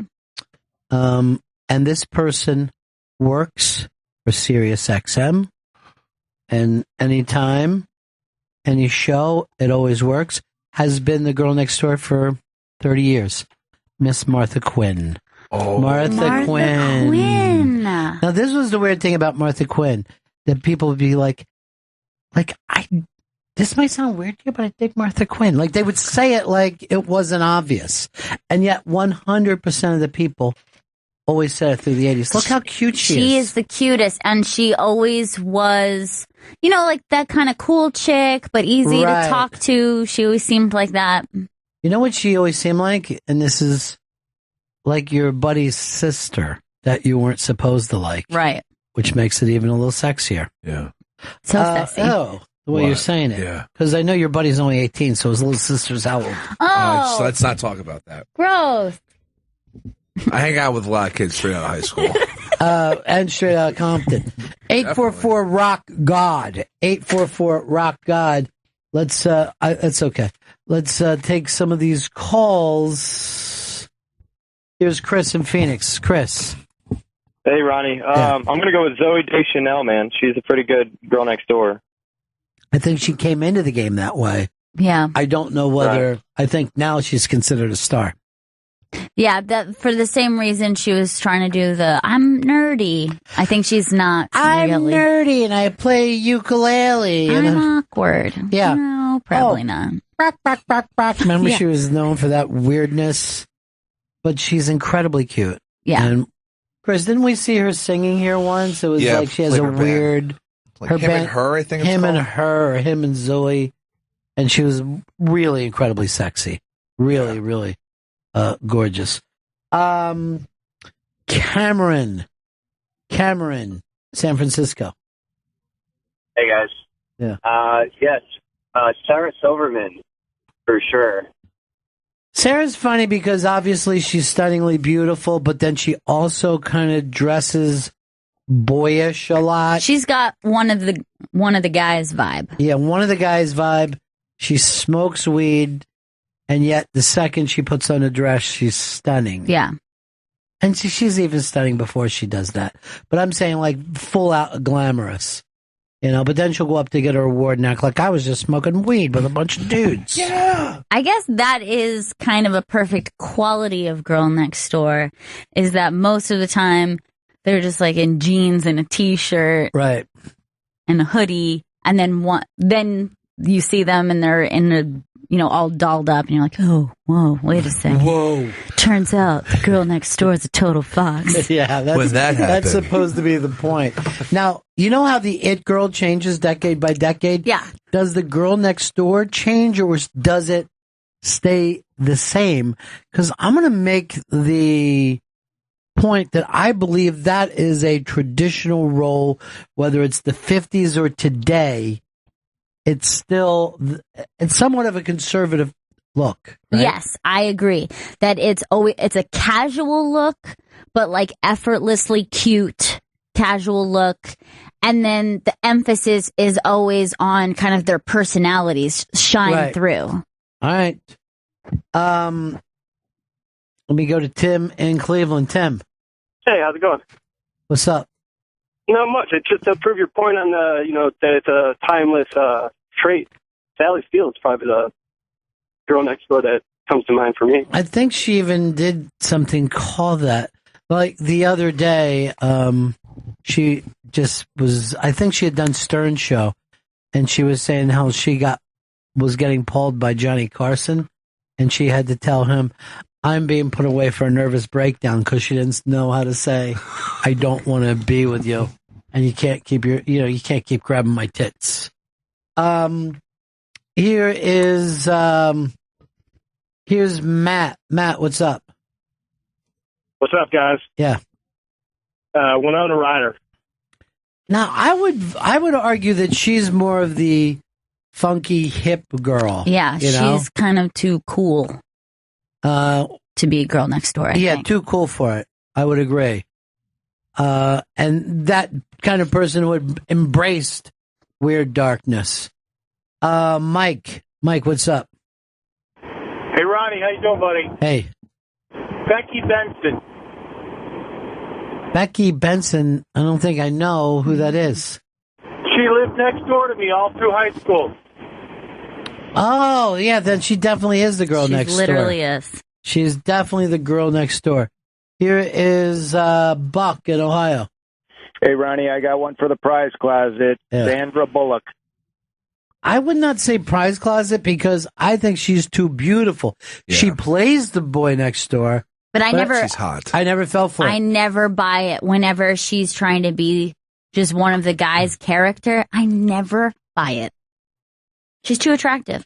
She is too attractive, although, I mean, why does she play that scene so much if she's not that? You know, she plays it a lot. Like, I'm just a gum-chewing broad. All the time. I'm like, are you? I'm awkward. You seem like you're a world-class beauty. And I'm not even saying that as a compliment. I'm trying to prove you wrong. What movie is that from? Miss Congeniality. Oh, yeah. Yeah, where we have to be like, oh my God, Sandra Bullock's attractive. at And then the The end. Heat, she was playing the same angle in The Heat. Like, I don't know, Dad. I don't have time to date. How will I ever find a man? Looks, Mike. probably. Mike in Looks. Chicago. Looks ought to do it for you. Hey, happy Baskets Day. Happy baskets. It's the last baskets, too. That's right. So is Martha out of this question? So I'll have to go with Elaine from Seinfeld. Almost too beautiful, but most people don't. Now, by the way, the Bonfire guys tried to tell me that she had facial surgery, and I believe zero. I don't Because think I so. saw her here for the last town hall. And she's only gotten like more beautiful as the years have gone by. It's crazy. I think she's more. I think she's always been hot, but her hot level is fucking insane. She's really fucking hot. Yeah. Now she does have a regular guy, you know, one of the boys Yes. thing about her. It works. But, you know, everyone always talks about Elaine, Jerry's girlfriends on the show, how beautiful, and who's, you know, they rank them. Elaine was his most beautiful girlfriend of all time. Easily. And best one. And he didn't even know it. She was right in front of What the fuck was he doing? Well, what the fuck were you doing thinking of fucking taking the banyan position? Exactly. I stand by Lane. that. Lane, what's up? Demi Rossum. Again, she plays it, but we had her in here. She's fucking 5'11". Yeah, she's just all legs. Okay, looking at that, that's Yeah. not Girl Next Door. Too attractive. Too attractive. But she'll play, she plays it on Shameless. You would think she would get more roles too, right? You would think they would try some movie roles with her. I know she was in that one, disaster movie. Like, I mean, a real movie, Oh, like yeah. the one that somebody besides children would watch. Well, No it's the day offense to you. It's the day after tomorrow. New York froze. Kevin. Hi, guys. I'm going to show my age here, but Leah Thompson, she's got to be Girl Next Door material. Well, Leah Thompson, anyone in the 80s fell completely in love with her. Now, I'd she take her isn't out a for two. regular, you know, glamour girl, but she's incredibly pretty. Yeah. Is she Girl Next Door for you? I would say she's Girl Next Door. I would give her. I'm going to say she plays Girl Next Door, but I don't think she, you know, I mean, she's the girl that went off to Hollywood, too. You know? Right. That's why I like my Martha Quinn. She didn't even attempt first to be an actress. She was a DJ, and then because it became VJ, America fell in love with her. She's like a real life Girl Next Door. Yeah. She's like Betty Batson or whatever that girl's name was that lived next door to that other dude. Ike in Florida. How about Tina Fey? Tina Fey is an interesting call because she started as Girl Next Door. As a matter of fact, there was a Saturday Night Live from, I guess, the mid-90s where, you know how sometimes people ask the host questions, like, and they're Yeah. normally writers? Tina Fey was so frumpy that you wouldn't fucking believe it.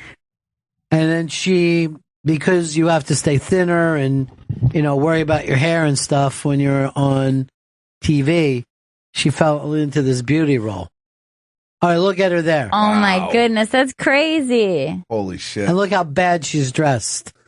I mean, just terrible. Not great. Is that a cardigan?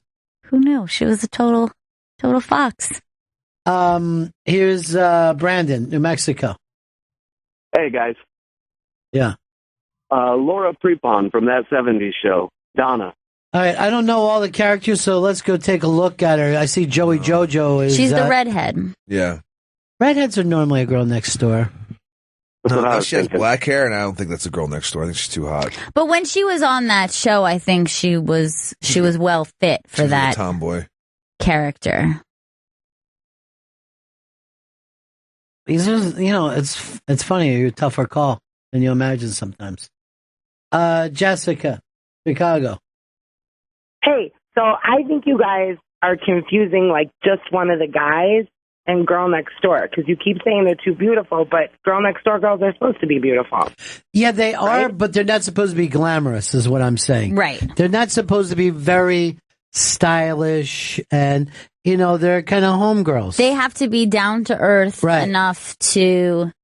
So I think that's what we meant by beautiful. It's not that they're not, all these girls aren't gorgeous, but they're not trying to be gorgeous, They're not like Joey Jojo getting dressed up every day, primping for us.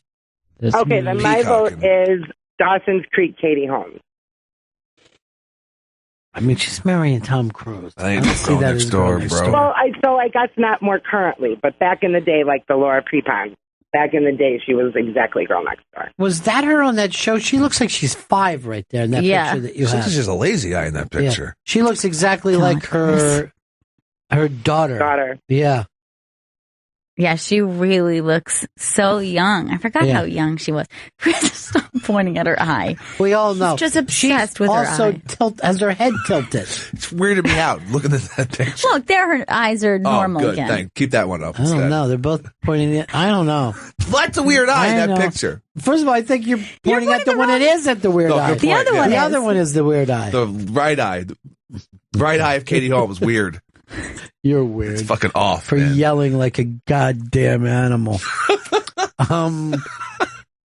Here's Dave. Dave, what's up?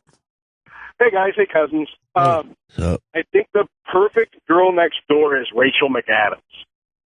She's a big movie star. Well, we know she's a big movie star. I mean, we're not going to know these people. She's pretty glamorous. I think that's the issue there is she has sometimes she too much downplays it, but she's a glamour puss. She is. She's been in a lot of big movies too, by the way. For some, I don't know if she puts ass in the seats. But she finds a way. She finds a way to being in the biggest movies. And she was in True Detective season 2. Yeah, she was great in that too. Yeah, she was really good. I don't know why everyone shit all over that. I liked that season. Well, thanks for taking us off path, so we'll go in that direction. You want us to talk about True Detective season 2? Let me get rid of these full fucking phone banks, and let's just let you follow whatever fucking ball is rolled in front of you, Chris. When are you going to learn radio after all this time? I'm tarded. That's disgusting. Okay. That's excellent. Again, learn radio. Know that you don't know who's listening at any given time. You want to be respectful. What am I saying? You'll have young girls in front of you and me talking about trim.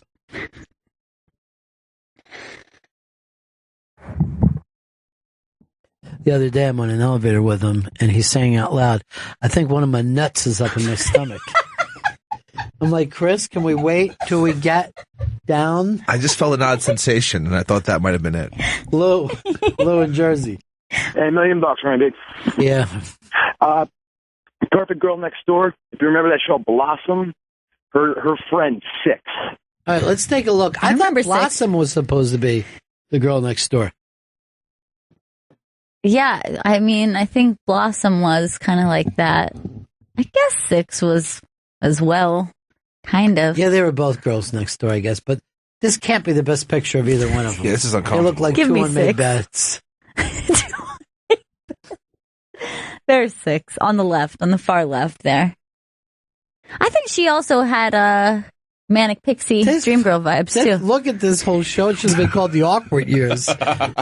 Just about every person in the cast looked like they were in that weird tween time. Even Joey. Yeah. Or Joey? Joey Lawrence. They all look like this. Dad, can we go out for ice cream tonight? That's the only way. Go, it's my favorite show. Oh, me and Chris were talking about Brooke is like in her awkward time. Who was she talking about the other day? Harry Styles. I'm gonna marry Harry Styles. Yes, seriously, I'm not joking. We know, Brooke. You guys are gonna love each other forever. Harry Styles is kind of a girl next door. He is. Yeah. I know if I was in fucking hairless, if I was in prison, I'd want him to be my girl next door. Hell yeah.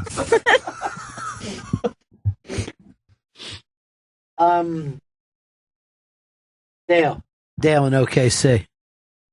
Oh yeah, it's Doyle. But I'm surprised no one said this, but Molly Ringwald. That's a good one. Well, you know, there was the one movie that she was supposed to be the girl next door, and then in Breakfast Club she was supposed to be the glamour puss, but you never really believed it. Yeah. You know what I mean? She still was too girl next door to be playing the coolest girl in school. Well, she wasn't even supposed to be cool. She was supposed to be beautiful and with that group. You know what I mean? Like she was supposed to be prom queen. Right. But you never looked at her. But the funny thing is she looks no different. She's no more attractive than she was in 16 Candles, and she's supposed to be completely unfuckable in 16 Candles. Oh my God, I could never get a guy to like me. My thing for her is her name in any of these movies should have been East Side Molly Ringwald. Look at how cute she is. She's the cutest. You think? I love her. Okay. Love it your way. No one's going to stop you. Thank you. Here's Matt in Old Missouri. I can't believe nobody's brought up Bonnie McFarlane. Bonnie McFarlane is now. Here's the thing: Bonnie downplays her looks a lot with the Converse, you know. But you know that there's too many the people that have been crazy about her to be girl next door. But she does. She goes out of her way not to be glamour puss most of the time. She does downplay it, but she's gorgeous. But, you know, she's with a stylish man. He's always got a very cool hat on. Sure. You know, he's always wearing his golfing gear in the afternoon. He's never without At it. night, he's in his evening wear. That's a good look. Yeah, I would say that he's New York, he's New York comedy's answer to Hugh Grant. That's what I would say. That is a great about title Rich Voss. Yeah. to have. And I don't know whether it was a question from you, Grant, but we got an answer for that fucker one way or Like another. that, Grant? How are you? That is weird, just to have the name you. Yeah, like, how are you? You. Terrible fucking work by his parents. Is it short for something? Uford? Hubert. Uford. You know, you've never heard the word Uford once in It your life. sounds right to me, though. Am I great? Don't move your head right now, right? Okay. Look at his headphones. Does he not look like Princess Leia sitting there? Look at that. Oh, yeah, you do look like Leia. Your fucking things have that look. I like that. It's Yeah, good. there's weird things on the end. Don't move your head. I'm not. Stay like that. Stay like this for the rest of the show. Look. Well, you can't he's- look at it. Don't look, but he's put a Can you picture. put it on another? Yeah, turn that screen so we can see it. Show me, Look Vito. how you look like That's that. what I look like right now? Exactly Yeah. Fuck yeah. like her. Everyone loves Princess By the way, Leia. she was kind of a girl next door. Carrie. Yeah. Okay, this is perfect. That ended up working out. Steve, Alabama.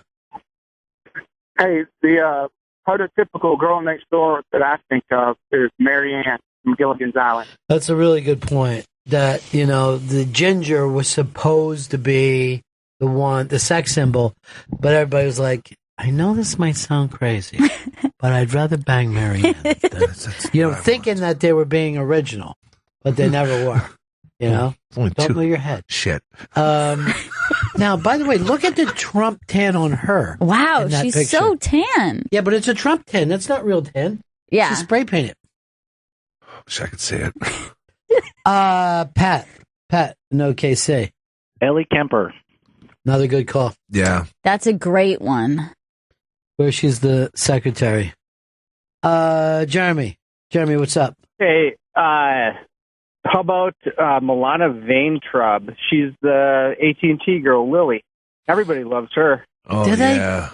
I mean, I like looking at her. I mean, her as the... Wait, that's her? I can't tell. Vito, show me your screen. Okay, why do I have that's her her. confused with someone else, though? She's the girl. She's in like the tight blue shirt selling cell phones to people. Show me her in the commercial. Give me the commercial itself. She's like ridiculously she looks better in that picture there than she does in the commercial. She's ridiculously hot. And she's funny. I don't know about that. Well, not in the commercials, but look up some of her YouTube stuff. I got her. All right. So I had her confused from the other much older. You thought it was Flo? Ew, Flo sucks. No, I make fucking mistakes too, Chris. I'm not perfect. I just want to move my head. Sometimes I think it's Flo. It's not Flo. This is their answer to Flo. They've got their own Flo, and it's her. I didn't know there was a question, but me like the answer. And you know that girl also showed up in the series Love as his first girlfriend, who was his bad first relationship, and it was driving me nuts. I was like, wait, where do I know this chick? And I finally figured out she was from this commercial. I'm going to say something. I don't want to sound fucking wise-ass, but she's heavier in that first episode of Love. Her legs were heavier. Could be that. Chris has kept his head. I can't believe that you have. It's really Are you freaking me out. masturbating? No, leg. Oh, I just moved my head. But you have your hand on your crotch and your legs. Yes, you're masturbating. Oh, God. Chris! Well, it's a girl next door conversation. Oh, my There's God. not so much masturbation, but... That's fucking HR. Go straight to HR. Don't go to HR. Janet? I'm going to call Janet. Do not go to Janet. Damn it, Janet. Goddamn Janet. Brian, what's up? Hey, Elizabeth Shue from Karate Kid. Kind of had that cute look to her. Yeah, I mean, within a couple of years, she was in Palmetto. She was built like a brick shit house, as the old saying goes.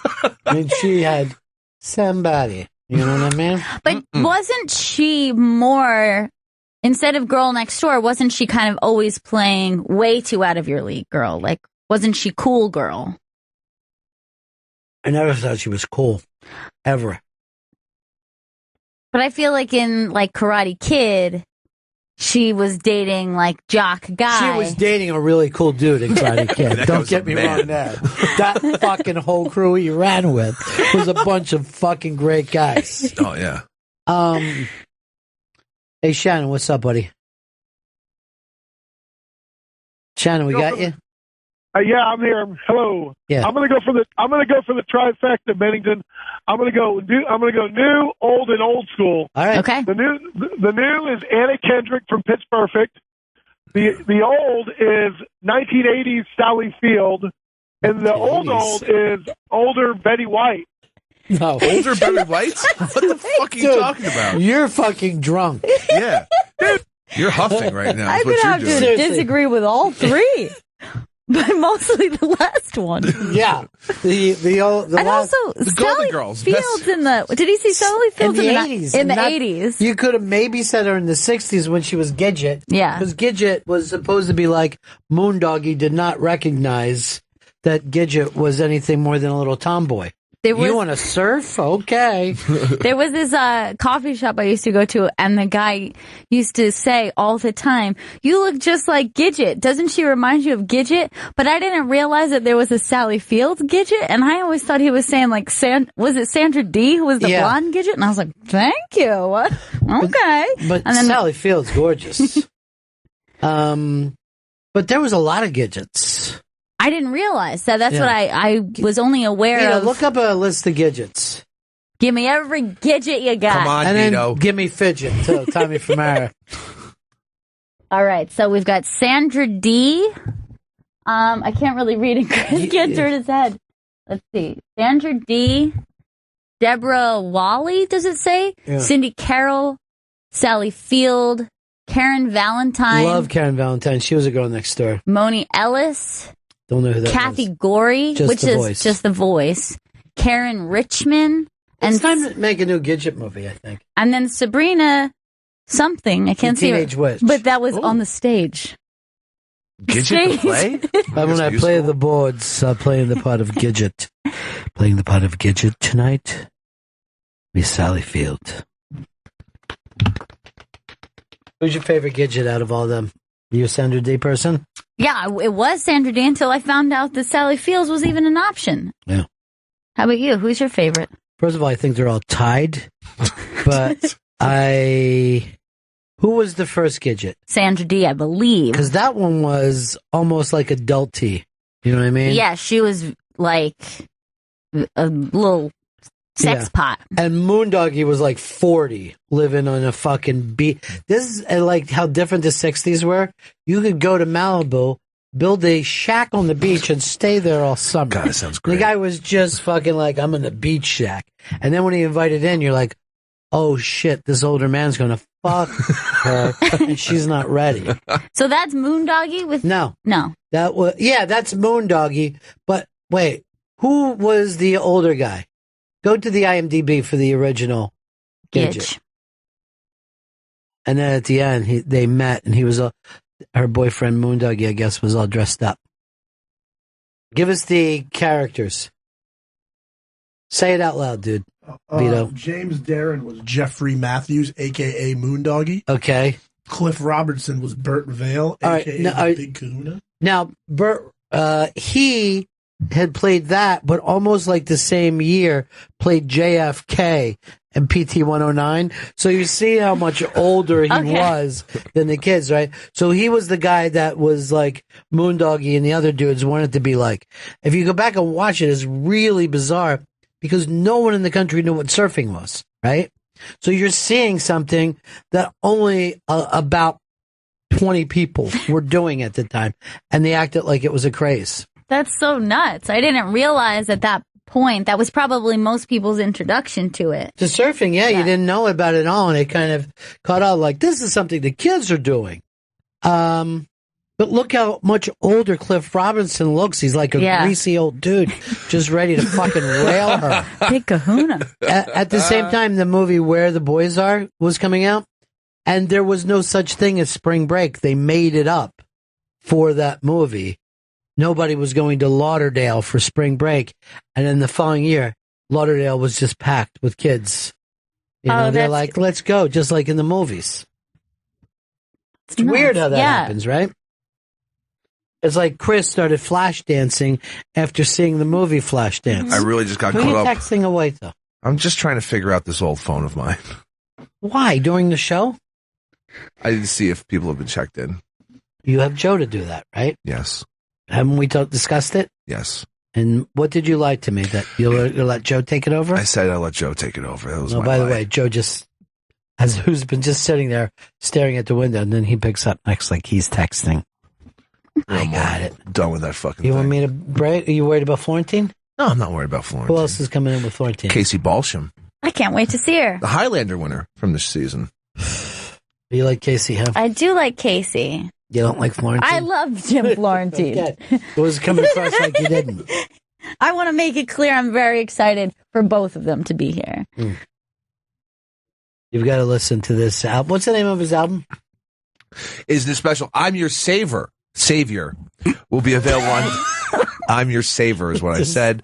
I should have asked you. That's my fault. I'm Your Savior will be available on DVD and all digital platforms April 1st. Go to jimflorentine.com for more information. Tim, Lake Tahoe. Good afternoon, Bennington. Hey. So you're saying that there was no Captain Geach in the Shrimp Shack Shooters back then? No, that's what I'm saying. Okay. So, I don't know about Girl Next Door, but definitely got like that adorable kind of thing, Abby Elliott. Abby Elliott is absolutely adorable. When she came in here, we were all crazy about her, too. Yeah, You think she's a girl next door? I think that she could be. Yeah, I think she could have that vibe. Here is Jason, Indiana. How about Jennifer Jason Leigh in Fast Times at Ridgemont High? I would say more Jason Lee for me. Is more of a girl next door. Oh, he's hot. Aaron in Oregon. Yeah, I think the ultimate girl next door is Amy Schumer. Let me just ask though: does the girl next door leave $1,000 tip on a $70 bill? She just can't. Paul, go ahead. Hey, what about Alyssa Milano from Who's the Boss? Yeah, certainly then when she was very young, but she turned into very glamorous, I would say. But when she was a kid, yeah, of course she had that. Josh. Yeah, I was going to say Alyssa Milano too, but I got another one. I like Juliette Lewis. Also too dark, too hip. We've got to come up with a name where the Winonas fit and all that. Yeah, because they're like too much of a mystery. Like they're the girl who's a little bit too wild out of your league, not necessarily, that they're too glamorous but they're cool. Yeah. And they're a little too wild.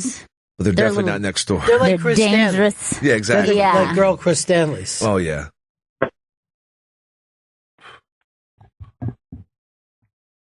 I think we got a break here. Yeah. So coming in next, Jim Florentine is going to be here, as well as Casey Balsham. And she'll be performing at the Stand NYC for Stand Up on the Spot on March 31st at 8 p.m. Go to standnyc.com for tickets. And Jim's new special, I'm Your Savior, will be available on DVD and all digital platforms April 1st. Go to jimflorentine.com for more information. Let's break. Right back. Bennington. Welcome back to Bennington. Jim Florentine. Why are you angry when you say my name? Do I seem angry? Yeah. Jim Florentine and Casey Balsham are in studio. Jim's new special, I'm Your Savior, will be available on DVD and all digital platforms on April 1st. Go to mycomedystore.com for more information. And Casey will be performing at the Stand NYC for Stand Up on the Spot on March 31st at 8 p.m. Go to thestandnyc.com for tickets and more information. On Twitter, it's at Casey Balsham, and on Twitter, it's at Mr. Jim Florentine. You know, we were talking Girl Next Door before Casey got here. She's the Girl Next Door. You've got the Girl Next Door look. Yeah. Thank you. Jim,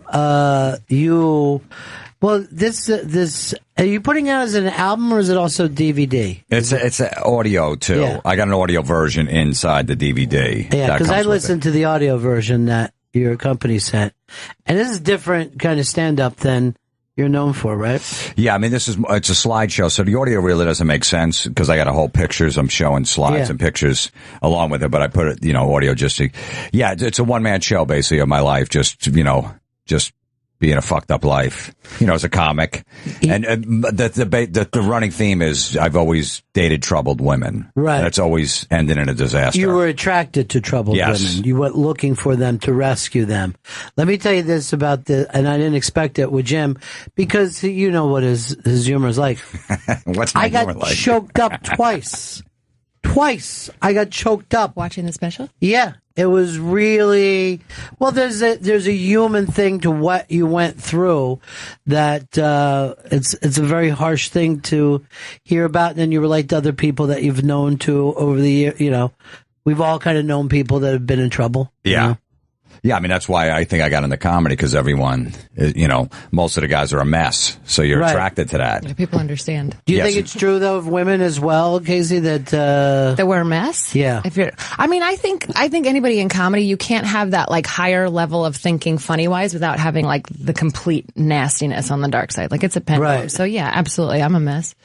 It's the funny thing about it is like when someone doesn't have a sense of humor when they say the same things and everybody just stares at them and gets mad. You know what I mean? Like, and they're always like, but Norton said that and everybody liked it. There's nothing worse than a Jim Norton fan who uses his lines and you're just like, shut up, you sound horrible. Yeah. Yep. And then I was with Jimmy this morning, I'm flopping around on the ground laughing and having the time of my life. But most people could not say those things, and I think the same's true of your stuff as well. Yeah, a lot of it is. Yeah, and I just figured I wanted to do something different. I mastered doing the dick joke on stage and doing whatever, and I just, So did I. So I just thought I had a decent story to tell, and it all ties up nice and all that stuff. There's kind of a happy ending. Yeah, because it even though that blew up, but that's part two. That's what I was laughing at the epilogue. I'm like, yes, his whole life turned out to be happy. Yeah. Because when you made TMZ, I was proud of you just for making TMZ. That was pretty awesome. Then that I'm was like, probably my biggest credit. Yeah. TMZ? Yeah. Oh, goodness. Yeah, for when your marriage broke up. Yeah, my divorce, But this is about a woman that you were in love with who was she depressive? Is that the thing? Yeah, born with a chemical imbalance, adopted, troubled youth and all that stuff, molestation, foster homes and all that stuff. And I basically took her in.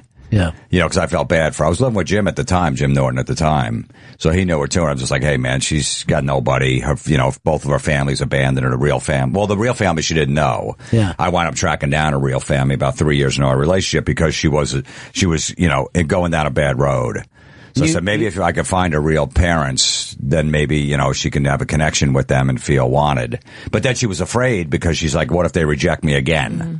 Yeah. And I said, we got a chance. So I tracked them down. They were living out in like Orange County, California. We flew out there. They met them and they were like best friends. I don't know exactly what happened early on. Some religion kind of switched this baby for this pastor and you took off. I don't know, but then all of a sudden that, everything turned around for her and that worked for maybe a year and a half. And then eventually it ended badly. She had, depression issues and she committed suicide. She committed suicide while you were on stage, Yeah. I was on stage. Yeah, I was working. I was opening for Dice at the time. Yeah. In Jersey, yeah. And you just heard about it after the show? Well, she left me a voicemail basically crying and saying, I'm sorry. I got to go. It's not your fault, but I just can't be, I got to be out of pain. And I didn't, That's crazy. Yeah, because I didn't see it coming. Like I knew she had depression issues, but I didn't understand it. I always just thought, all right, she's having a bad day. Mm-hmm. Tomorrow will be better, which would, but I didn't know how deep it was. When you're not real, when you just go like, all right, she's, a little moody. I don't know, something like that. You just kind of brush it off. Things are going to be okay. Yeah. So, and then I came back from the show and found her. Yeah. So this is the comedy of Jim Florentine. Yeah, it's a very uplifting story. It is funny, and then there's those places which, for a comic to go to where you're hearing silence from the audience, which means it's working. You know what I mean? But a comic isn't used to that. That was the toughest thing to do because I was doing in like these little theaters in New York and stuff and around the country where I had to deal with the silence for like 2-3 minutes sometimes at a time when I'm just setting up a story and it's really serious and then trying to get the laugh. And it was always like, you always go back to the comic. I got to get a laugh here. I got to get a laugh. Mm-hmm. And then I was like, no. And then I just got comfortable with it. I'm like, I don't care. This isn't what it's about. I'm not going to. Yeah, I wasn't doing it at a comedy club, which helped because you do it in a comedy club. People like, I did it one time at the Cleveland Improv. I said, I went into town early. I go, and then it only sold like 30 tickets. And then they wound up giving free tickets away because they wanted the drink money, of course. And then people thought they were going to a comedy show. Yeah, and there was a bachelorette party ran out. What kind of show is this? She's like, I'm never getting married. It destroyed the whole bachelorette party. It was beautiful. Now, do women have a similar thing, like that men kind of like broken women for some reason? Do women have a version? Oh, yeah, that happens. Yeah. I think it's the version of thinking that we can change somebody. Not necessarily that they're broken, but just being like, oh, there's behaviors there that are goofy and that I can probably twist and mold. And then you realize you can't, and then everybody's broken. But I think that a lot of times you see women, they'll kind of like the pendulum will swing the other way. So it's like if they're with a nice guy, then after that they're like, I need a bad boy. And then they're like, okay, that didn't work out. I think that happens. I don't know if it's something in us that feels like bad when we're taken care of. So it's like instantly after like a really good relationship, you're like, let me just mess everything up. It's like very strange. Yeah, because if you look, like if you see that Jim's does this over and over and over, it kind of proves that you have your own mental illness or your own weird thing of, maybe not thinking you're worth somebody to look Absolutely. out for you. Yeah. Because the girlfriend I had before her was a school teacher. Mm-hmm. Perfectly normal, just had a great job. She's like a principal now. So it's like, but to me, that was boring. Right. We had a good relationship. I was in love with her, but it was like, I don't want to go. Crazy people are just so it just so much fun. I know. Yeah. So I was attracted. I'm like, all right, this is what it's supposed to be. But really, that's the relationship I should have been in. Right. Some stability and stuff. But instead, you go to the dark side. It's exciting. Right. I always wanted the girl dancing on top of the bar when I went to the bar next door from the comedy club. I wanted that one. I don't know why. That's trouble. Yeah. That's fun for an hour. Yeah. And then it's going to end in crying or getting pulled over by the cops or whatever. You should be with the girl who's at home, not at the bar on a Wednesday. Yeah, I know. You would think that. Yes, that's the one. You should be in love with the girl that you're cheating on, not cheating with. That's being sane. But I do think that we think that those kind of crazy dark people are going to be better sexually. You know what I mean? Like that goes almost without saying. By the way, I don't want to give away your whole shot, but the wrestling segment was some of the funniest, most awful shit I ever heard in my life. Well, that story's been around where I've told it before in the air. This guy molested me for wrestling pictures. Oh, Jesus. You know what I mean? He would tell me to sit on my lap and I'll give you some pictures. So I'd sit on his lap. And I was 14. It wasn't like I was 9 or 7.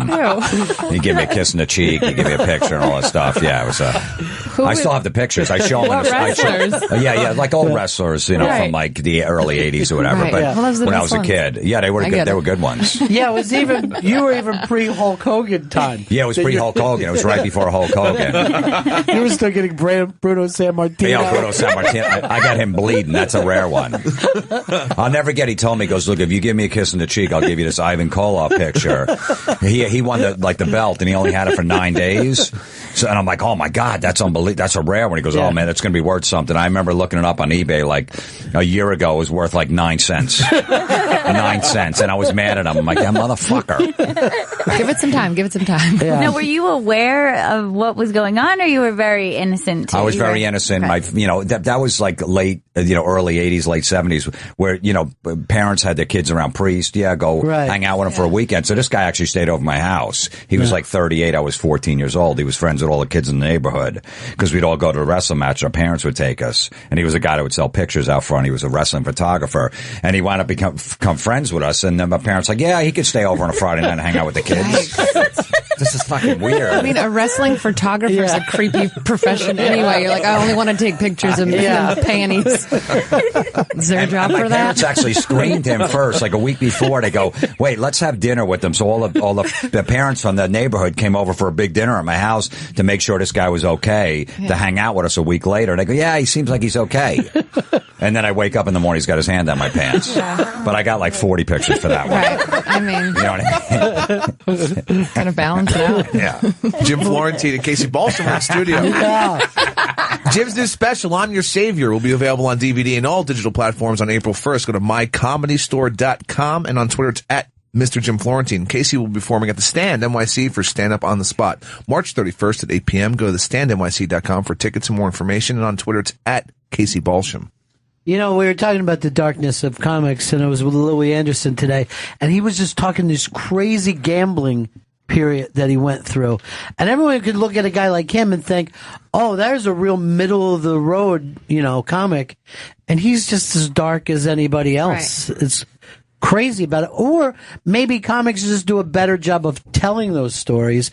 Maybe everybody has some kind of strange, things that they've done over the course of their life. Well, I think also we have a lot of downtime to get in trouble. That is true. There's a lot. And, you're pretty much, when you're on a road, you can pretty much have whatever you want. It's like a new life every weekend. Yeah, a new life. If you need drugs, you can go right to the wait staff.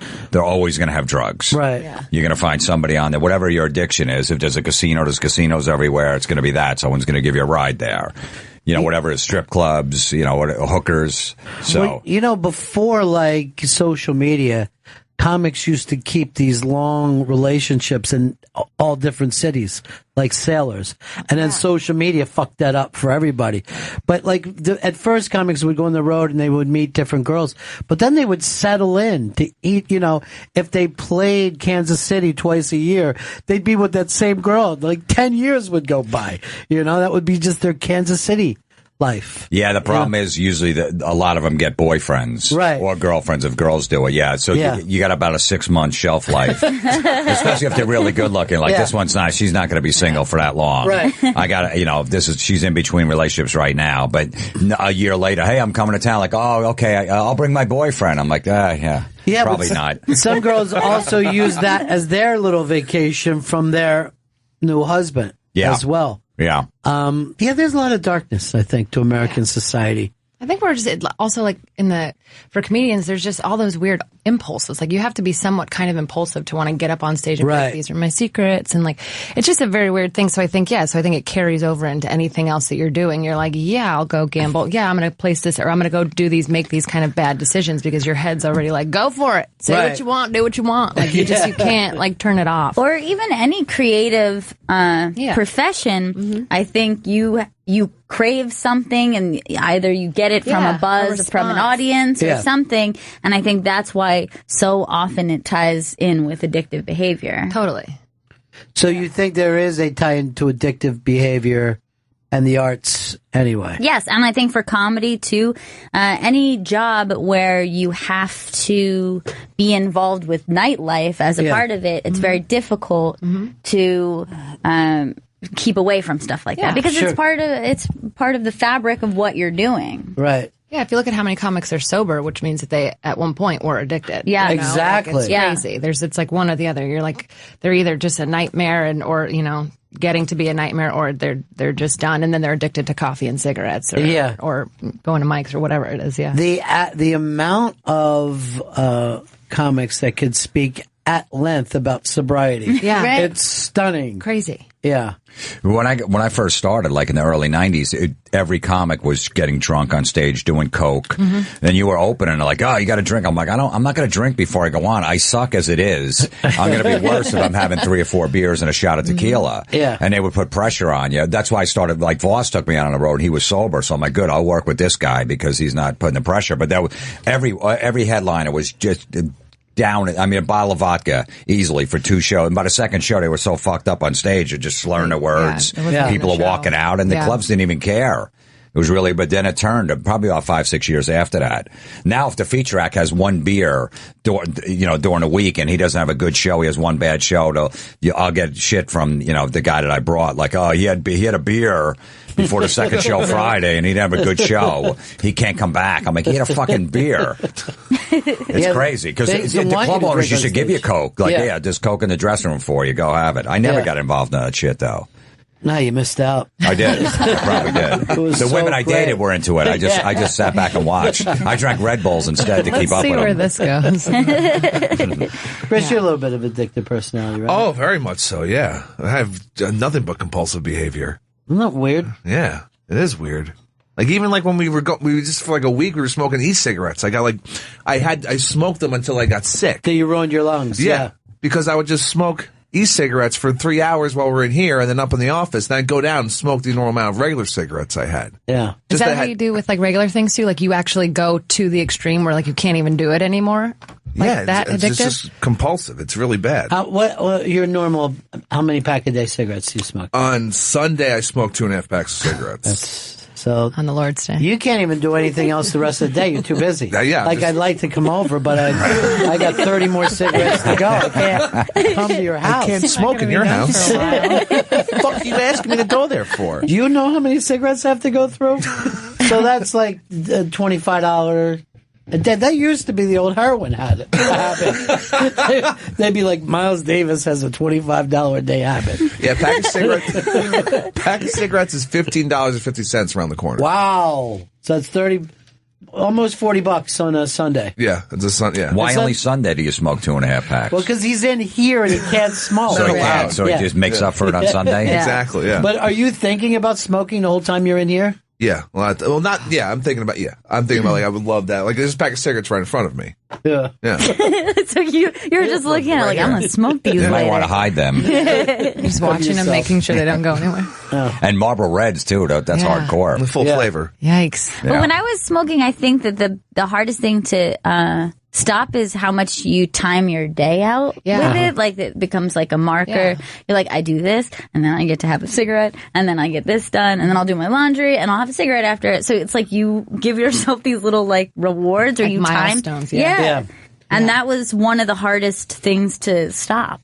Well, they say it is tied like very mentally like to like those things in your life. Yeah. Like if you're driving, like the minute you get in your car, you think about it, or like you associate it with all these things that it might not actually be. I mean, it's probably the nicotine, but it's like they also say it's just you just get used to like because coming off of the nicotine addiction is really difficult, but it's a chemical thing, and eventually that wears off. A matter of weeks. But the other part, the part that you know. It's obsessive compulsive, or whether it's using your hands or whatever it is. Why is it an immediate contentment, which is hard to get when you're not doing any drugs? To just go, oh, this feels good. Because I don't have that without an artificial thing. The reason why, especially with smoking, is because it actually makes you, one, stop what you're doing. You have to either go outside or you have to take a break. It's associated with taking a break. And then you're breathing in and out, which is going to calm you down.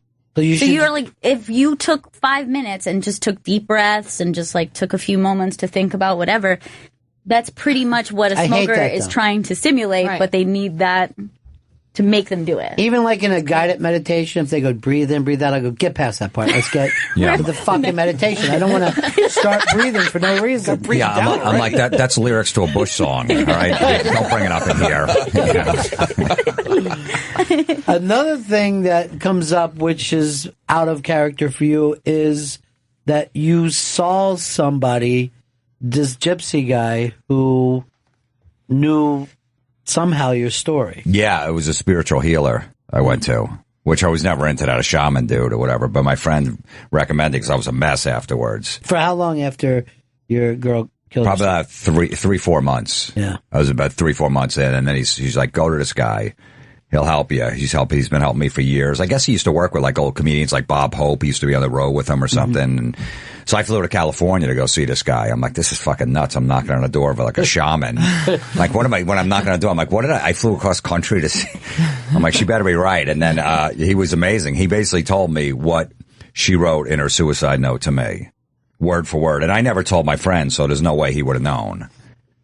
It was the weirdest thing. And he just put me in an unbelievable place where he just, told you stop blaming yourself because it really had nothing to do with me. And so let's even play with the logic. How would he know what that suicide? No, I know it was insane. It was unbelievable. I mean, even from a Carney point of view, there's no way he could have found out. No.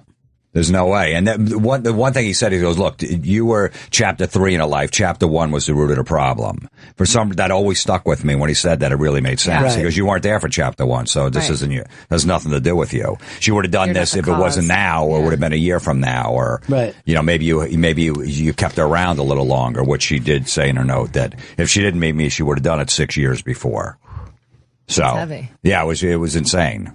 And right away, did you feel connected with this person, or were you doubting it and fighting the idea of him being able to say this? In the beginning, I was fighting it, but then all of a sudden, when he just started coming out with it, I'm like, holy shit. And it was just, like a 2-hour session, like massage and all that stuff, and just working you, and talking about you. Right. A lot of the shit was like Catholic guilt that I had built up for years, too. It's all your fault about everything. I got it from my mom because my mom used to just bring in people off the street. We had 7 kids in the house and it was crowded enough, and she would anyone was having problems. Oh, let them stay with us for a few weeks. So it was always troubled people she brought in. So that's where I got it from. So I felt like I had it. Like when my first job when I was like 14 as a dishwasher, I was making $3.35 an hour. I think that was a minimum wage at the time. I got one of those I adopted one of the Ethiopian kids and gave like half my paycheck to him. At like 15, my friend's like, what the fuck are you doing? Let's go buy some Ozzy albums. I'm like, yeah, you're right. What the fuck am I doing? And I was spending like 3/4 of my paycheck on this kid. I was getting pictures once a month. I'm like, yeah, this is what I'm supposed to do. I'm like, fuck this. How's he doing Wizard of Oz just came out. He's the guy that he adopted is one of those fucking suicide bombers. Yeah, I know. Actually supported him right up until he ran into a Brussels goddamn church. You actually said though that you returned to the faith after that. I did for a little while. Yeah, because you get mad. You get mad at everybody. But I started going back to church and stuff like that. I stopped that, though. Yeah, did you? Yeah. It worked for a little while. I love the fact that I just don't want to get up on a Sunday. Yeah. It's too early. Plus, it's football. Holidays is yeah, it's football. Absolutely. It's pre-game. Now games are starting at 9:30 in the morning. The London games. What am I going to do? Get up at 7? If they had it on a different night, like Monday nights or Thursday nights, make it better. It'd be easier. There was a church where I used to have smoking day. There was a church that in my old neighborhood, they would do a Tuesday at like 11 a.m. mass every Tuesday, and it was 26 minutes from beginning to end. There was no sermon in the middle. And so I'd go on Tuesday and I tell my mom, I'm good for the week. She goes, no, you have to go on Sunday. I go, what does it matter? I went to mass. She goes, no, you got to go on. She goes, you're going to have to deal with God over that then. You're going to have to explain him. I go, there's a lot more I'm going to have to explain to him. If I have to fucking meet him about it. I went to a 26-minute mass.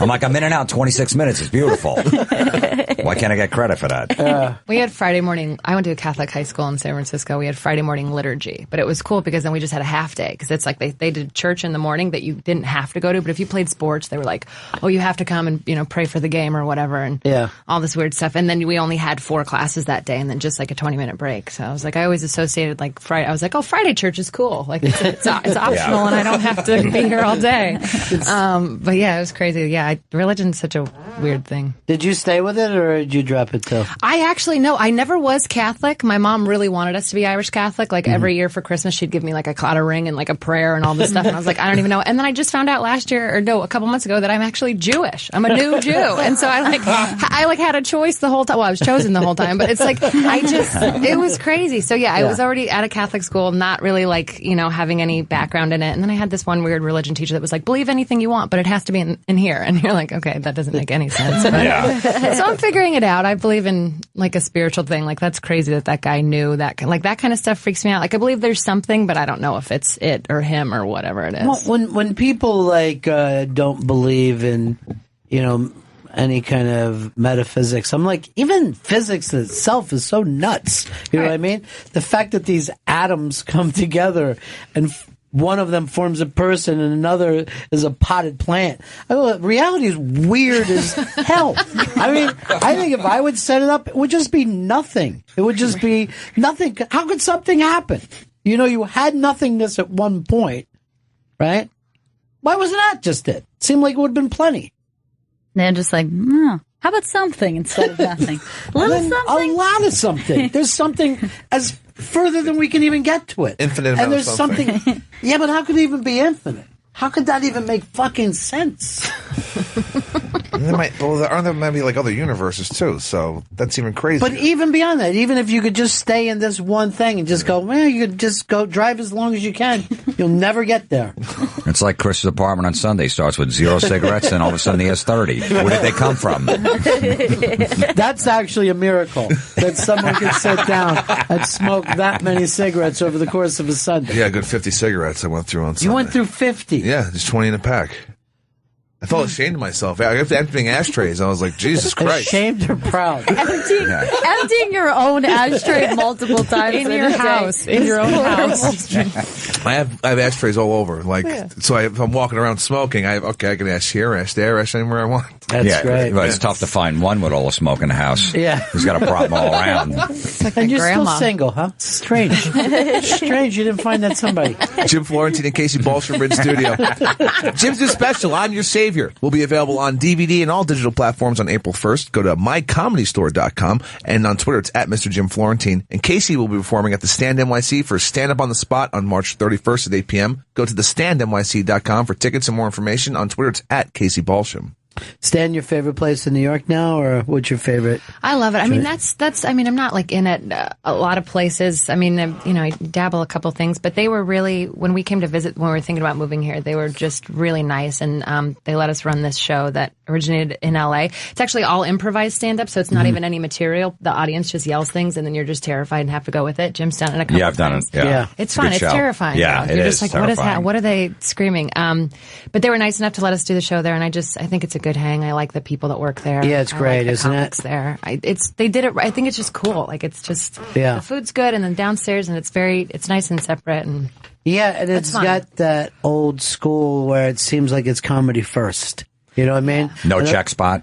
Yeah.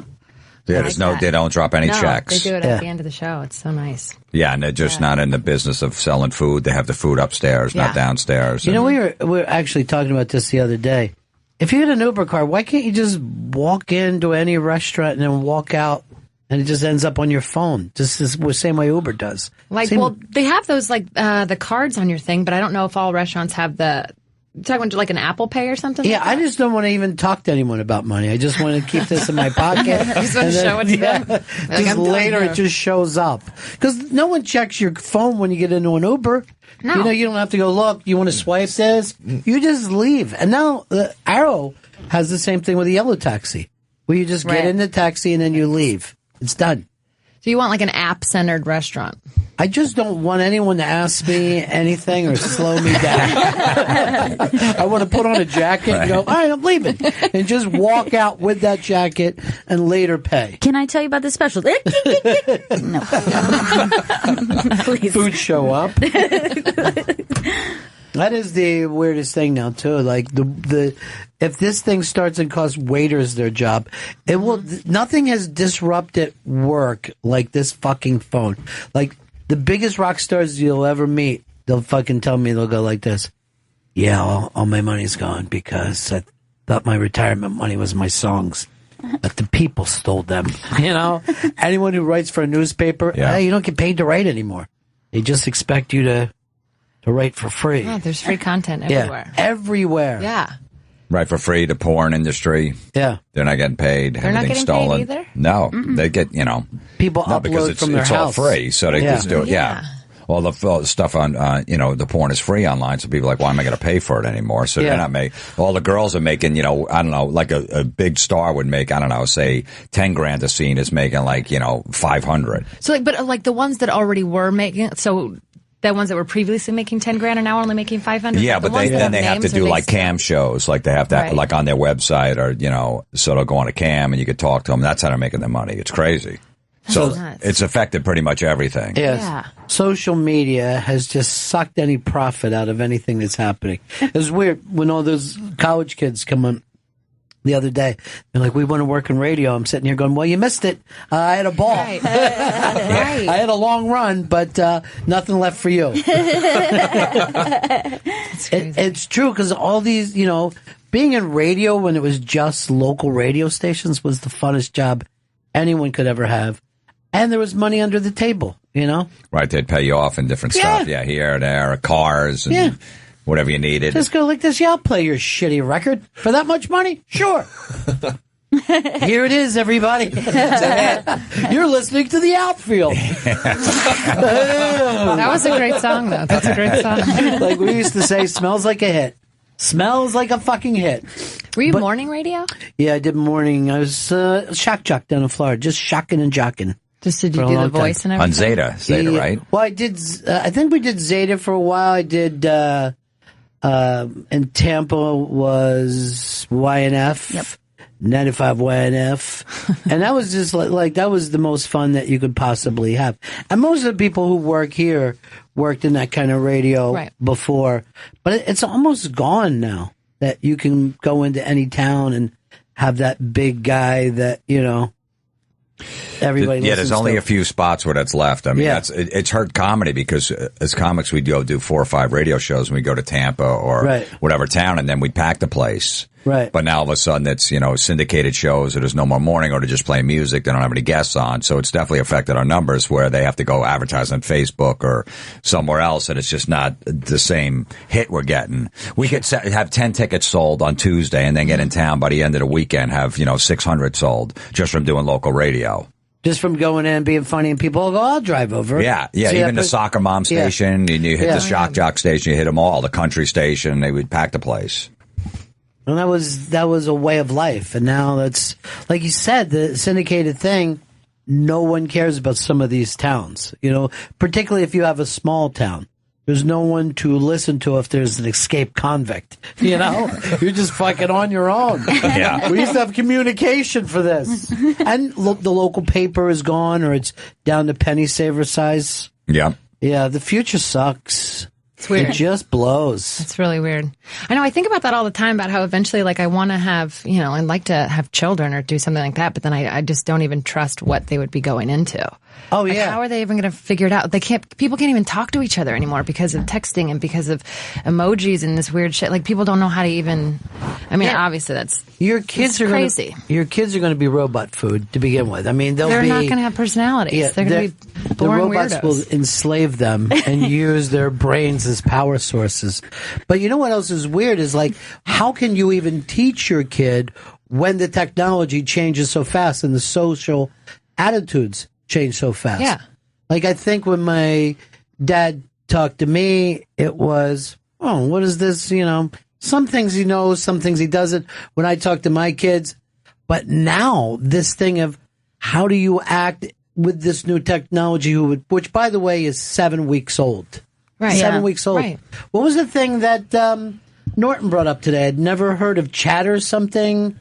Chatterbox? Is that the name of it? I think it is. And I'm like, what is that? And he goes, it's just a place to go and masturbate with other people. Oh, Chatterbait. Chatterbait. That's Chatterbait, yeah, he goes, I just signed up for it. It's a group masturbation ring? Yeah. At least that's the way Jimmy's treating it. I think it's a bunch of different cam rooms where you could just watch for free, girls masturbating or whatever you're into. And it's free. You could just click on it and just watch. You don't have to actually pay. Some people will pay, but you could just watch and masturbate for free if you don't want to participate. You have to buy tokens too. What are the tokens? Just to make it fun. I don't know how many tokens. A lot about chatterbait. I've explored it. Have you? Yeah, because guys will tell you on the road, like, dude, what are you talking about? YouPorn. Go to Chatterbait. That's the one. I'm like, oh, really? Like, oh, you got to look at that one. Now, is that an app as well, or is that on the computer? I don't know if it's an app. When I looked at it like a year and a half ago, it was just on my laptop. Yeah, I'm sure it is an app. Crazy. Just the same phone that you call your mom on. You're like, I'm also just going to swipe to the next page and masturbate with some people from fucking Russia. Like, it's just weird. Mom, can't talk right now. I'm masturbating with somebody in the Ukraine. But everything's okay with Dad? Yeah. All right. Yeah, I'll call you when I'm out of tokens. Smiley face, smiley face, smiley face, smiley face. Eggplant. It is funny, too, when you say it's just the same thing. For everything. It's so weird. A thing we're still calling a phone. Yes, they do everything but talk on it. Very weird. Weird. Well, your little cousins, they don't even make phone calls. They make FaceTime. It's the only way that they talk.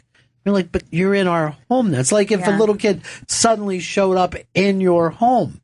It'll be like getting out of the shower or something. Yeah, at 9 a.m. on a Sunday. It's like, bling, bling, bling, bling. And I'm like, oh, God, I'm not even dressed. It's crazy. But yeah, that is a phone call to them, is to FaceTime. You should not have to put on a pair of pants to answer a telephone. No. That's regression. That's going in the wrong direction. And I think it's Washington, D.C.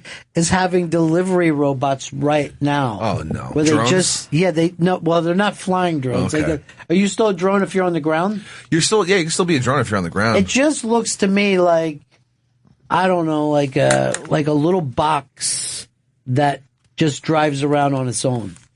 That's creepy. If it goes past me, I'm going to knock it over every single time. And it's a delivery drone? Yeah, Like, it's what just do you mean? delivery. It delivers, it gets to your house and pops open. That can't be it. Don't be a drunk. Look what he's got. He's got a water cooler. Well, that's Amazon is trying to do their own, but they want to do the flying drones. Yeah. Why do we want these things flying over our heads all the time? Don't know. They're going to crash into each other. They're fucking dumbass drones. I know. Like, eventually we're all just going to sit there and we're not going to have to do anything. Yes. How are we going to make our money, though? That drone's got a pizza. That's adorable. He's not taking it home. Never mind, I'm in. It's drone family. Who do you yell at if the cheese is stuck to the top of the box? When it comes to the door, who? Sorry, Jim. I didn't order pepperoni. I can return. Then later, it's bringing it back after you send it back a couple of times. It's just fucking opening fire. Like,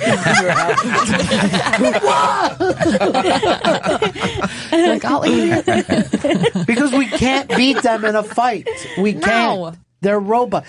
But here's it. We knew from the beginning, like Jules Verne was writing Don't Trust Robots in like the 1870s, before these guys even had a lighter. And he's like, a machine is going to kill us.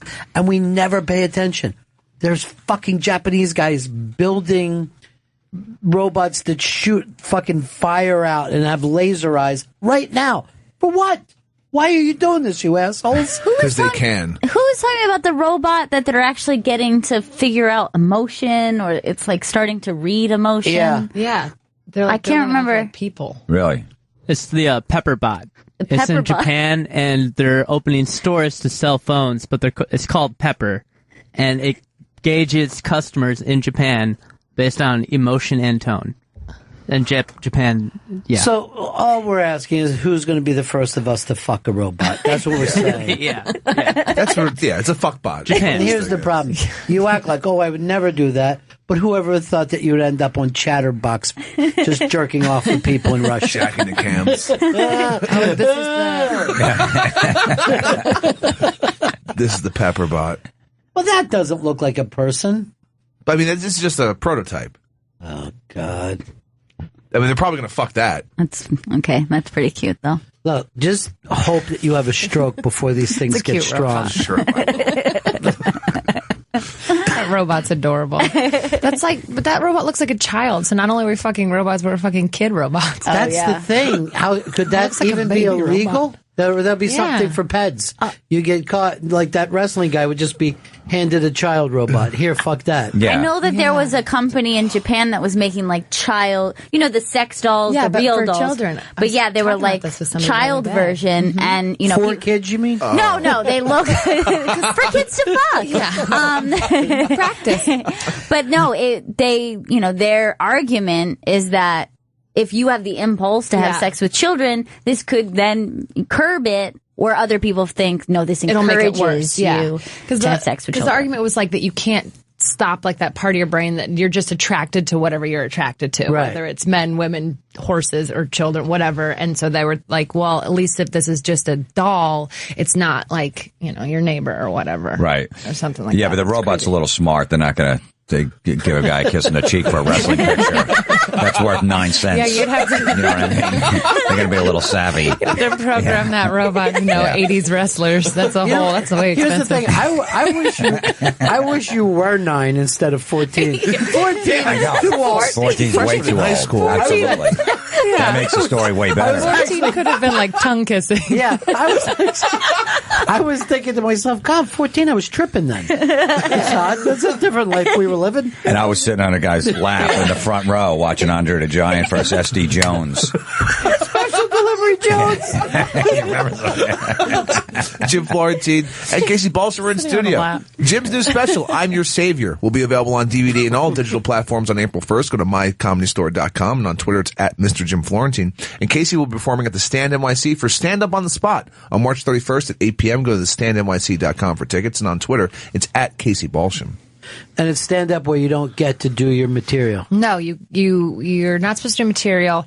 And we do some guidelines. Like you'd be surprised how many people just want to yell cancer, rape, and abortion. And No, you're I'm just not like, that just surprised. don't. I know. It's like I think when people get in that arena, they're like, we're all funny, and it's like you're really not. Like Yeah. so you're an idiot. So it's we say just like stay away from like those dumb topics, and then basically yell out anything. But it's really interesting because people see the way that you look and basically throw out like whatever they throw out. I think that's what they think that you might know about. You know? Really? Like, So they're almost trying to be helpful. So they base it, so it's really interesting to see what people like throw out based just on your appearance.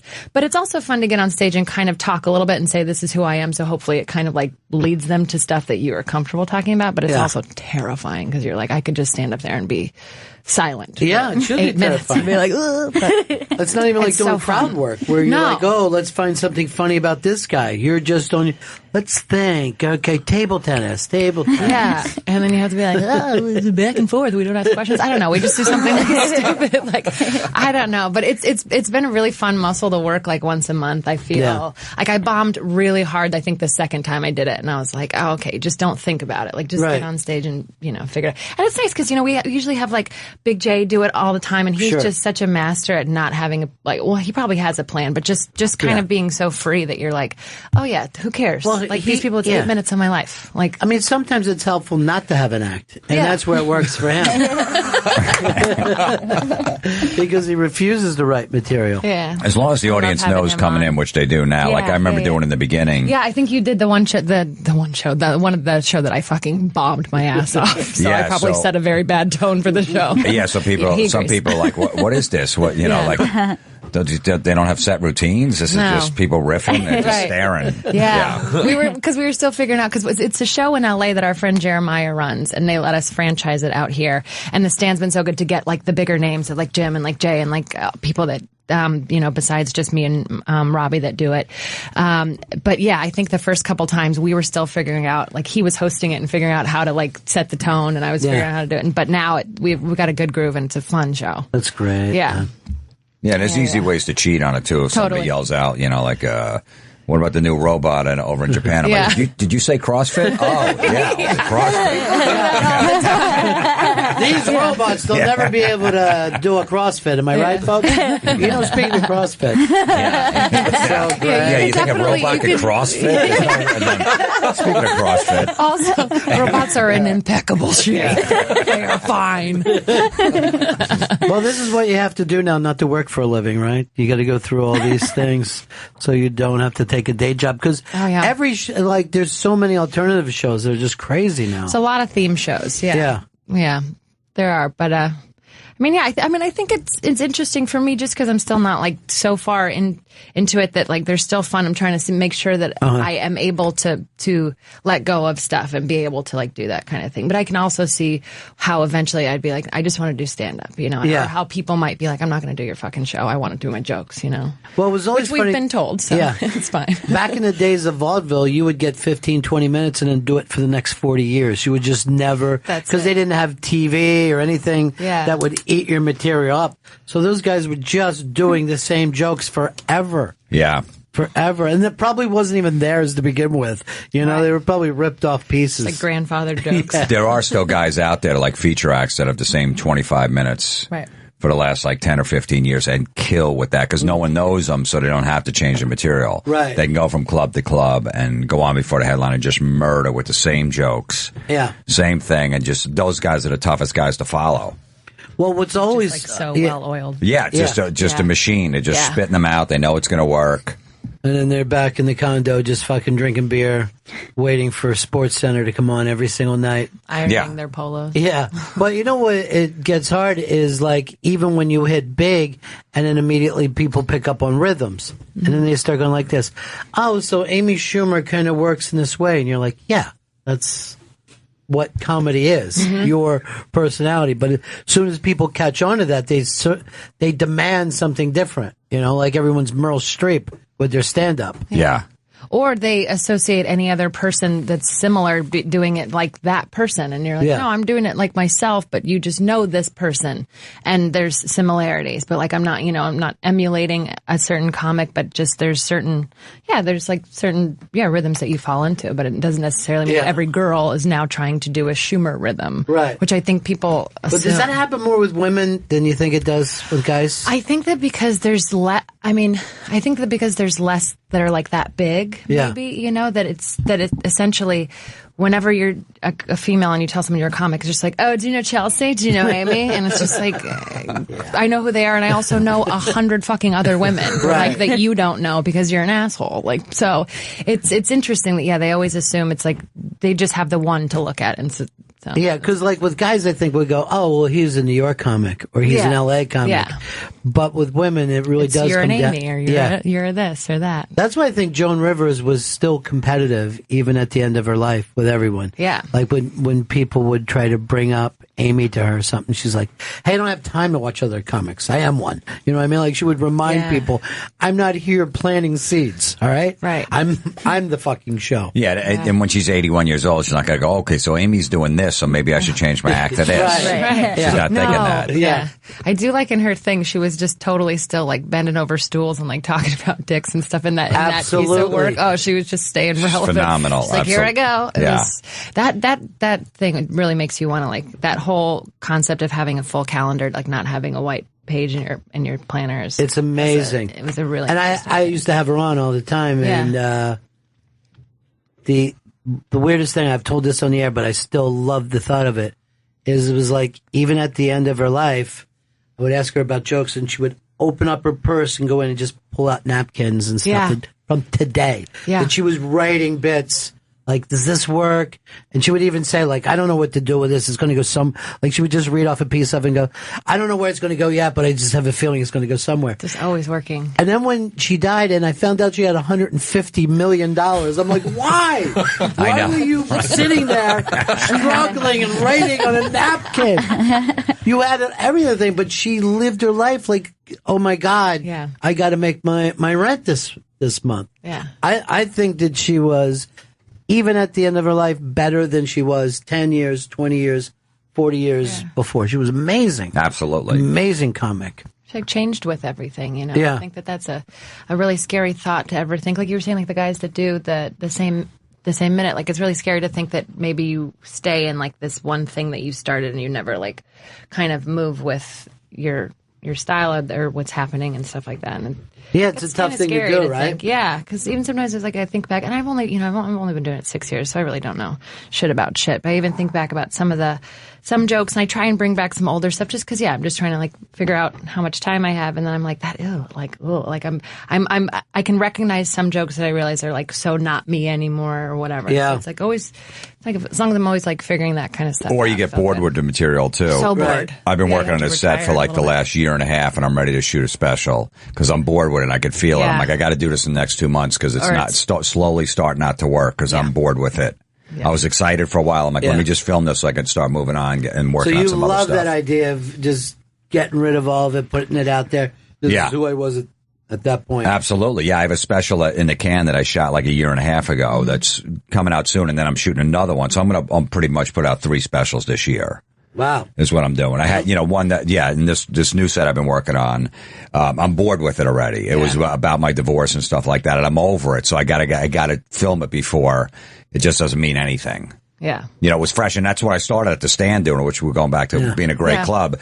They encourage you to do new material during the week. On the weekends, like, hey, you still got to kick some ass. Yeah. But so during the week, I just one night, like 3 months after my divorce, I just started talking about it on stage, and it just started flowing out, and I just started, and I would just go to every night, 2 shows a night, just keep working on building it. I love that. That's my favorite part of doing the stand-up is the process of just putting a set together. Do you write on stage a lot then? Yeah, definitely. Yeah. I write on stage a lot if I'm getting from the audience, and then I go back and listen to the sets the next day, and then I try it again. I switch this line out. I love doing that. How much time do they give you during the week? Like 15 minutes. Yeah. Which is perfect. Yeah, and when there's like 7 people in the room, like I remember it was like the first night I did it was like in February. It was freezing. I was like negative 20, so there was like 7 people, and I go, this is the time to do it because I didn't know how to bring it up. On stage, I'm like, I don't know if I'm ready. It's just going to come out really angry. Yeah. And it's just going to be no jokes. And I'm like, fuck it. What am I going to do? 7 people. Who cares? And I just open the floodgates. Well, that's the thing about the piece that I listened to that you did is that the pain was there. Like there was comedy in there, but you didn't take away pain for comedy. I mean, it was shocking when you find your girl at home. I mean, it's a shocking statement to hear in the middle of comedy. Yeah, I know. And that's why I did the show probably like 20 times. It was too much to do. I was like, I can't take this on the road because I was just going back to that moment, and it was just exhausting after the show. I'm just beat because I just had to keep going back and reliving that. Yeah. Not that I want to forget it, but it was just too much every night. I'm like, I can't, I would do it like once a month here and there and pick out different spots. But I'm like, I just want to film this and get it out there because I can't. But when you're telling on stage, it's right there in front of you. Right there in front of me. Yeah. Right there in front of me. Yeah, I can go back to that moment like that in a second. And it was 9 years ago. Yeah. Way to bring the room down. You know why? But that's the art form. It is. It is because that's that human thing that all of us are dealing with. Like this morning I got up and found out that Bobby Slayton lost his wife, and that was the only thing in Bobby's life to me that ever seemed normal and good and solid. And I just hear that story, and my legs went out from underneath me, and then I'm just. You identify immediately. Maybe you don't do that when you're younger, but I think once you get to middle age and you hear that story, you're like, yes, I know. Everything can change in a second. Yeah. You believe it and know it, Absolutely. You see all these guys going, and, as you get older, that's the one thing that sucks. You see these comics like Patrice and Greg, Geraldo, and just these guys getting sick, and then they're gone. And John Panette. It's like, I forgot John Panette died, like a year and a half ago or 2 years ago. Yeah, he was in the middle of that Robin Joan year, that everything that was happening. Which is crazy, yeah. But, I meant to point out, like, I lost a couple of friends I grew up with, and no one acts like it's tragedy at this point. Like, yeah, he got that tumor. He found out about it. I don't remember when we were younger, one of our friends would die, and everybody would come together and big chill, and we'd be crying and falling on the ground. Now it's like, oh boy. But I wonder if that again ties into like the social media and the fact that you don't have to even give yourself time to mourn. You can be like, what's going on? Right. Like you can immediately change the subject in your own head by picking up your phone, by looking at an article, you can stop yourself from having feelings almost by how much stuff we can see on just or even phone. Worse, you ever see the social media? It was like, I lost my friend's mother today. So everybody will write to them about it. Sorry what you're going through. Yeah. And you're like, is this real? Or is this like just going viral in your own weird way? Yeah. People taking pictures of at the funeral, like the body going into the ground. Yeah. People posting that. Yeah, put my grandmother. Put her down to get, put her in the ground today. I love her. It's like you're posting that on fucking Facebook. It's so weird. That stuff is so weird. I think that's weird. I also think it's weird when like people like shout out their significant when they're like, "Love you, hun," and you're like, you're sitting next to her. Why are you putting like if you have to say it out loud like that, something's not okay. So it's like don't be. I just feel like being said that kind of stuff. It's like just keep it inside. Keep it in the house. I think that we're at that point where like within a year or two, people are going to be like, just got fucked off the shit. There are people. Every little moment of your life. It's crazy. How many tokens to watch that? Yeah, it's a fucking shit. You're really into a lot of tokens. You're going to run home to that art show. Chatterbait. Yeah. I am interested if they like make like the coin noise when you like turn it in. If it's like cha-ching, cha-ching, cha-ching, it's like and the coins like a video game. It's like a guy like and you're like, oh, that's gross. We got to wrap this up. You guys were great today, though. Casey Balsham and Jim Florentine have been in studio. Casey's performing at the Stand NYC for Stand Up on the Spot on March 31st at 8 p.m. Go to thestandnyc.com for tickets, and on Twitter it's at Casey Balsham. And Jim Florentine's new special, I'm Your Savior, will be available on DVD and all digital platforms on April 1st. Go to mycomedystore.com, and on Twitter it's at Mr. Jim Florentine. And they can pre-order it now. Oh, sweet. And there's a promo code Florentine if you put in, you get the digital download for $5. Cool. So. All right, that's it. We'll see everybody tomorrow morning, and then I'll be out at the Stand with Big J tonight for the mashup show. Yeah, that should be fun. That's tonight at 8:30 at the Stand NYC. Go to thestandnyc.com or call 212-677-2600 for tickets to the mashup show. All right, see everybody again in 1974. Ladies and gentlemen, the evening is over. We hope you all enjoyed yourselves, and we'll see you all again in 1974. Good evening!